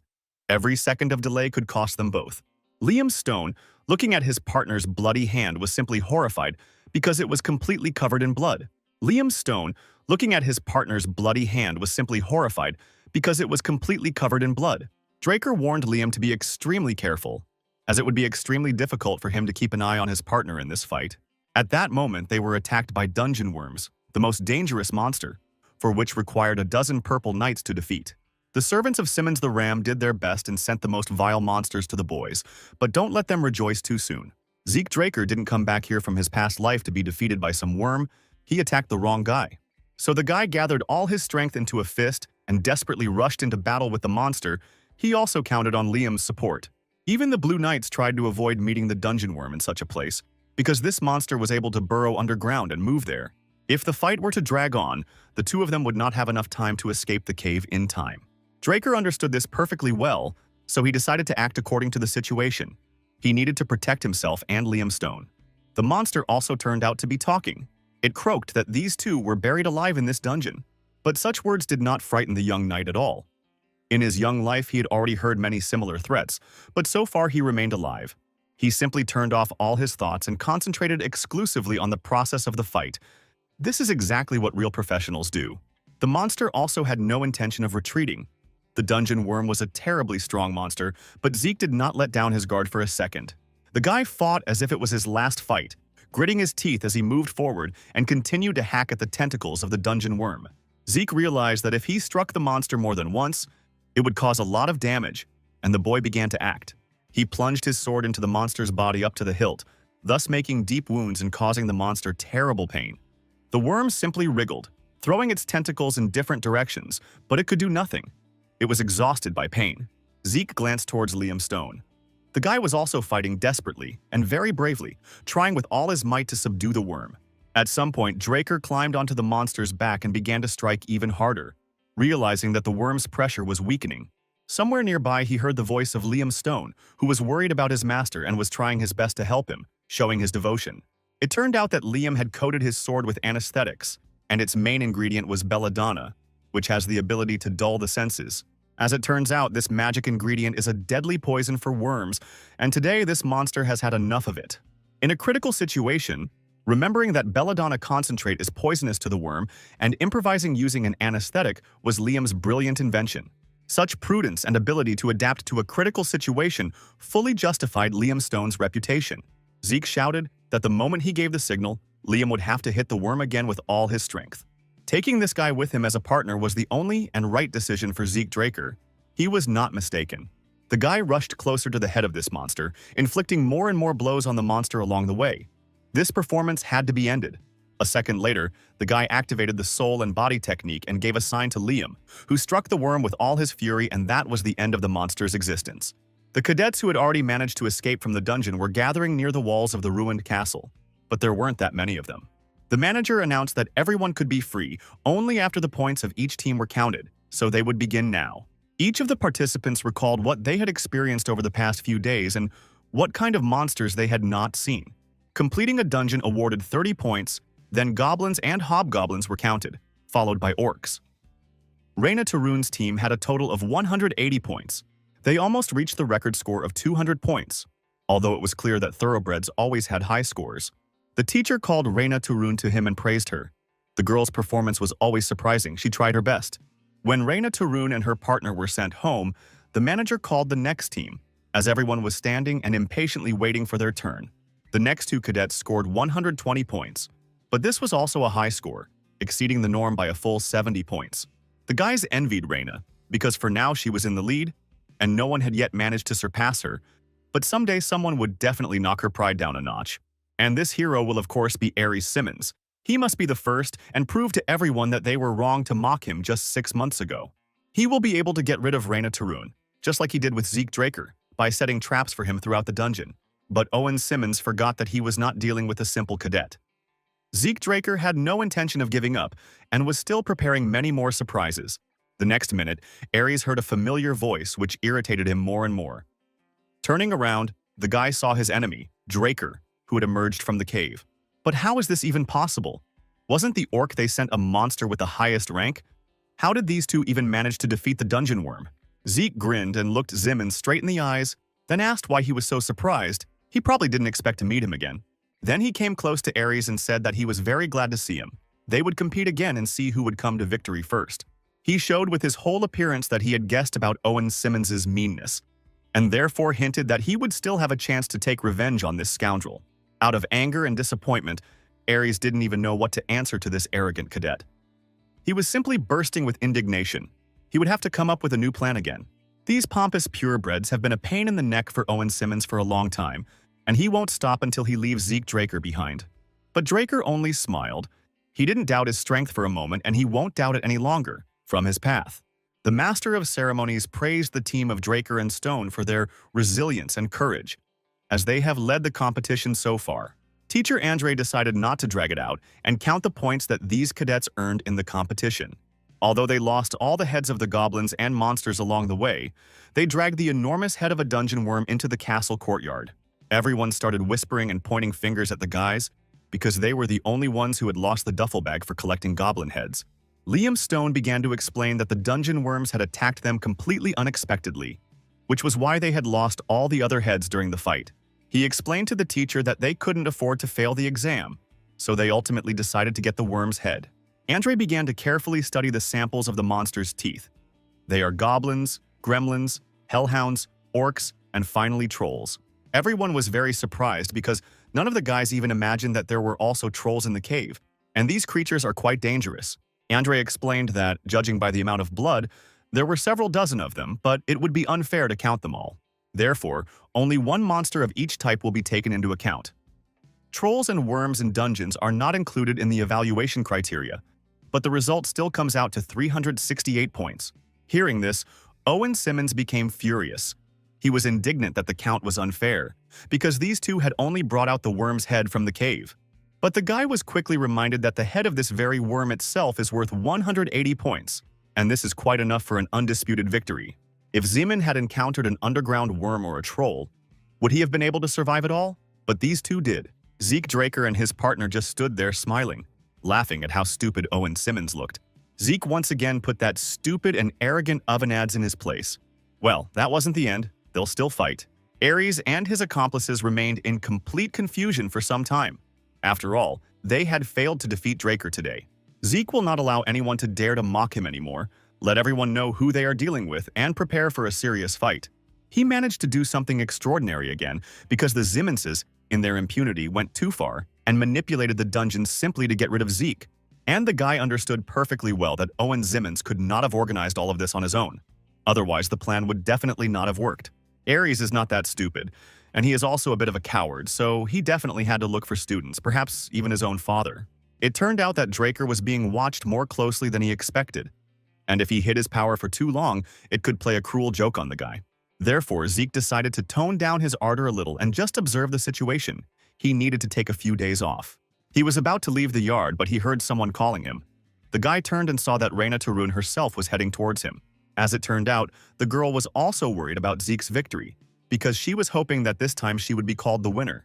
The guy understood that with each new day he had more and more enemies. He didn't expect this, but now he would have to live with it. The next day, the guy went to the ring to spend some time alone with his thoughts, and also to train to his heart's content. It turned out that he had acquired another devourer skill, which allowed him to digest a large volume of food, and it cost only 50 points. But when the guy started reading the current line, who realized that the skill description had completely changed, and this needed to be sorted out immediately. He can now absorb monsters' abilities, but it would have been good if he had acquired this skill before the trial in the caves began. Zeke immediately activated the Devourer skill, thinking that he would definitely need it in the future. But then the guy saw some strange shadow above him. This shadow simply enveloped him and tried to carry him away somewhere. He had to hold on with all his might and not make any sudden movements. The absorption of energy compensated for its loss. The headache began to hurt much less. Perhaps it was just ordinary fatigue. The guy felt like he was simply born again. Mental exhaustion passed just as physically, and he felt a complete renewal of his body. The feeling was very light and pleasant. It was clear that Zeke's entire body had successfully recovered from his past adventures. Well, the Devourer skill was definitely worth the price. With it, Zeke could easily eliminate the negative effects of other skills. Now he can train 24 hours a day without feeling any physical fatigue or hunger, and he doesn't need any rest to recover. And the guy decided not to delay. Otherwise, he would start training right now. He headed to the Academy's training hall, where Decker had been waiting for him for a long time. Zeke Draker didn't want to see absolutely anyone, but his assistant said he had a very important message. The fact is that Master Graham sent him a finished sword. The master was so captivated by his work that it took him only a few weeks to produce the copper of his dreams for Draker. In the boy's past life, the sword he wielded, which he received from the galleon, was forged from mithril and steel. It was clear to everyone that the legendary sword was an unusual weapon, given that this time Zeke used dragon fangs as the material. The guy thought that this weapon would be very similar to the one he owned in his past life, but it turned out to be much better. The guy took the sword out of the package and took it in his hand. It seemed like a very bulky and dull item. He turned to Master Graham and asked why his sword was not sharpened yet, but he replied that the weapon was exactly as it should be. I wonder why Graham thought that this particular sword would suit Zeke. The guy was still slightly confused. The sword may only look strange and crude, but perhaps it's worth testing it in action to see how good it is. Master Graham reminded that this sword does not yet have a name, and it would be worth thinking about what to call this product. Graham also thought for a long time about the name, but nothing good came to mind. His tongue remembered that in a past life, this weapon was called a shining sword. The guy imagined the weapon completely differently because it was made from a magical dragon fang, and accordingly, it should have a menacing appearance. The next moment, the guy took a dagger in his hand and made a cut on the skin of his hand, and blood immediately began to flow from the wound. Master Graham was terribly scared. He didn't understand what this young cadet was doing. He needed to stop the bleeding immediately. Even if the healing factor that the guy possesses is constantly activated, it is still his skill and it must be controlled. So the tongue opened the status bar and temporarily disabled the healing factor class skill. And much to his surprise, it worked. Now it was time to name the sword. And to do this, Zeke raised his hand, from which blood was dripping, over the weapon so that a few drops of it fell directly onto the blade. Master Graham stood with his eyes wide open. He did not understand what the guy was doing, but he thought that this was a new ritual of naming the ball. It was a traditional ceremony in the northern region of the continent, where knights named their weapons by pouring mana blood or aura onto the sword. When the blood touched the ball, a magical ritual would cause the weapon's owner to fall into unconsciousness until he found a suitable name for the weapon. And now Zeke was plunged into a strange state for himself. It felt like he was deep underwater. Strange stars were flying around him, on which various names were written. He needed to find the one with which the knight would go on through life. This had to be a new name for a whole new path, and Zeke Draker knew it, so he was in no hurry to catch the first star that came his way. Suddenly, he was indeed engulfed in some kind of whirlpool. One large drop fell into it, and real magic began. Everything was plunged into pitch darkness. Bagamut glowed brightly. He understood perfectly well that all this was happening now for a reason, and the universe was giving him a hint regarding the name of his sword. Of all the names, he got the name of the Golden Dragon, which means that everything is in perfect order with his subconscious, and he is doing everything correctly. Master Graham was absolutely delighted, because very few knights know about this magical ritual, but Zeke read about it when he studied Dwarven history. The man asked Draker's tongue to stay for a few more minutes. He said that he wanted to tell the guy something else. Draker decided to take a little break and gather all his thoughts together. He turned off the healing factor skill again, because he needed to learn to manage passive skills. This way, it would be possible to prevent the revelation of abilities, as happened with the Duke, There was no need to reveal the cards ahead of time, so he bandaged the wound on his hand. Moreover, first everything had to be thoroughly checked, and the black sword, which the master believed to be indestructible, had to be tested in action. Further on in the status bar, the guy read that the sword would also be endowed with additional abilities as it developed. The guy had never heard of such a thing. He already thought that no one and nothing could destroy this weapon because it was created from a unique material, the fang of the golden dragon. For completing the tasks, the boy received a strange chest as a reward. He hesitated for a long time before opening it, trying to guess what might be inside. Opening the box, he noticed that it was almost empty inside. At first, Zeke even thought that it was some kind of joke. But, looking deeper inside, at the bottom of the chest, the guy saw a strange, small paper package. It turned out to be a map. The system informed the boy that he was now holding in his hands the travel map of Grandmaster Kaiser, who was a hero and knight of the Clock Tower. This is a character popular on the continent of books, who, along with his knights during their journey, were able to destroy the kingdom of Kronos, one of the greatest civilizations of the past. However, there is no evidence of the authenticity of this story, and many consider it a simple fiction. But it turns out that King Kaiser really did exist. Zeke launched the map analysis function, and after a while, the desired point was already marked on the minimap. It turned out that the location was located at the farthest point of a giant mountain range, and it was located in the territory of the barbarians. Everything may be much simpler than Zeke thought. Judging by the user's level, the training was completed. The item related to the quest was discovered. Zeke decided to unlock the quest and was surprised to realize that these were only the first steps, and the real game was only beginning now. Even the rewards at this level were much more valuable, so the guy decided not to bother himself with choosing and spent all the points he could accumulate. Luckily, the guy had earned enough points in previous missions to acquire several new useful skills. One of the most valuable skills was the Dragon Claws, so the guy did not spare a huge number of points in order to obtain this important ability. If he learned to manage this skill correctly, then even going alone to the land of barbarians would not be scary for him. To begin with, he decided to test this powerful ability right in the training hall and was extremely surprised by the result. The acquired skill was the Dragon Scale, and the guy also decided to immediately activate it in order to know how to control it further. Zeke trained for about an hour, trying to tune his body so that it would accommodate absolutely all the abilities he had managed to acquire recently. He didn't even use aura, but despite this, even strong blows didn't cause him much harm, simply reflecting off the scales. It was as if the guy had put on a full set of armor, and now no weapon could harm him. Meanwhile, a crowd of people had gathered in the training hall of the Draker Academy. The cadets were embroidering in even lines. Before the cadets were to be tested on their ability to control their aura, the administrator decided to remind the young people of the rules. Behind the cadets stood training dummies, specially made so that a normal sword strike would not leave even a scratch on them. Andre then said that if the attack is carried out using an aura, the dummies will fly apart. If you fail to destroy your own dummies, the test is considered a failure. This time, if a cadet fails, he will have to start from the very bottom and can simply forget about promotion in the academy. Aries Simmons smiled slyly.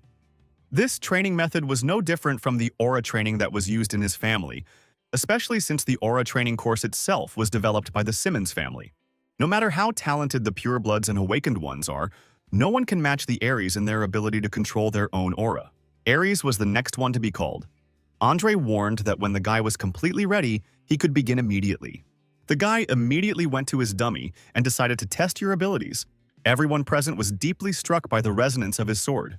He is only 13 years old, but the boy already knows how to use the resonance of the ball, and this brought everyone into real delight. Owen Simmons walked slowly between the dummies. He was confident in his abilities, so he expected only triumph from today's task. Everyone froze in anticipation and didn't even breathe as they watched him smash several mannequins. Andre was satisfied with the young cadet's work, so he said that Aries had done an amazing job and could rest. So he could even surpass Lord Abel himself, but this would not lead to anything good, which is why everyone watched with interest. At one point, the guy grabbed a dagger and rushed into attack. No one expected this from Aries because he had already completed his task. The other cadets watched the situation with bewilderment and couldn't figure out what was wrong with this guy and who he even thought he was. After Oven, several young knights performed poorly on the task. It seemed that Simmons had demoralized them somewhat with his behavior. But on the other hand, not a single cadet has ever completely failed. Everyone managed to inflict at least a small cut on the dummy, so no one had any problems with the aura. But even in the academy that housed the most elite cadets, there was one who stood out among them all, and that was Reyna Tarun. She walked to the center of the training room and stood between the dummies, then approached the instructor with a proposal. Rena Turin would like the teacher to evaluate her dragon hunter technique. It is very important to her. But Andre stopped her. She must understand that these criteria were created for older students, and she had not yet reached that level. Channeling your aura into a sword and being able to use dragon hunting techniques are two completely different things. Ares Zimmons smiled wickedly. He was sure that Rena would swing her sword a couple of times and immediately lose control of her aura. It seemed like the girl was digging a hole for herself, so Andre asked again if Rena was sure of her desire, and she nodded. Thanking Andre for this opportunity, the girl immediately took out her sword and raised it high above her head. Everyone froze in anticipation. Now Rena Turin looked like an ancient brave knight who never stops under any circumstances and always goes to the end. A few minutes later, several mannequins had already been blown to smithereens. The girl had really gone wild to prove to everyone what she was capable of. A loud whisper went through the hall. Everyone. They thought that Ares controls the aura best of all, but it turned out that it cannot be compared with the Rena Turin. Owen Zimmons could not understand what was happening now, and how this girl was able to handle the sword so deftly. He failed again. Everyone simply froze in surprise. It seemed that for this fragile girl in this world, nothing was impossible. She was capable of anything. Zeke Draker was also watching all of this, and the guy understood that now he needed to make absolutely every effort to defeat Rena Turin. He recalled all his skills, and also remembered that he himself did not yet fully know how to use his aura. From the very beginning, he was not the target of this demonstration. Rena simply wanted to prove that even purebloods and awakened ones are not always winners. Zeke Draker was the next to come out to the mannequins. He had never come to such a class before, so everyone looked at the guy with genuine interest. Teacher Andre said that this was the result of a bet that he won, and now he and Rena will compete for first place.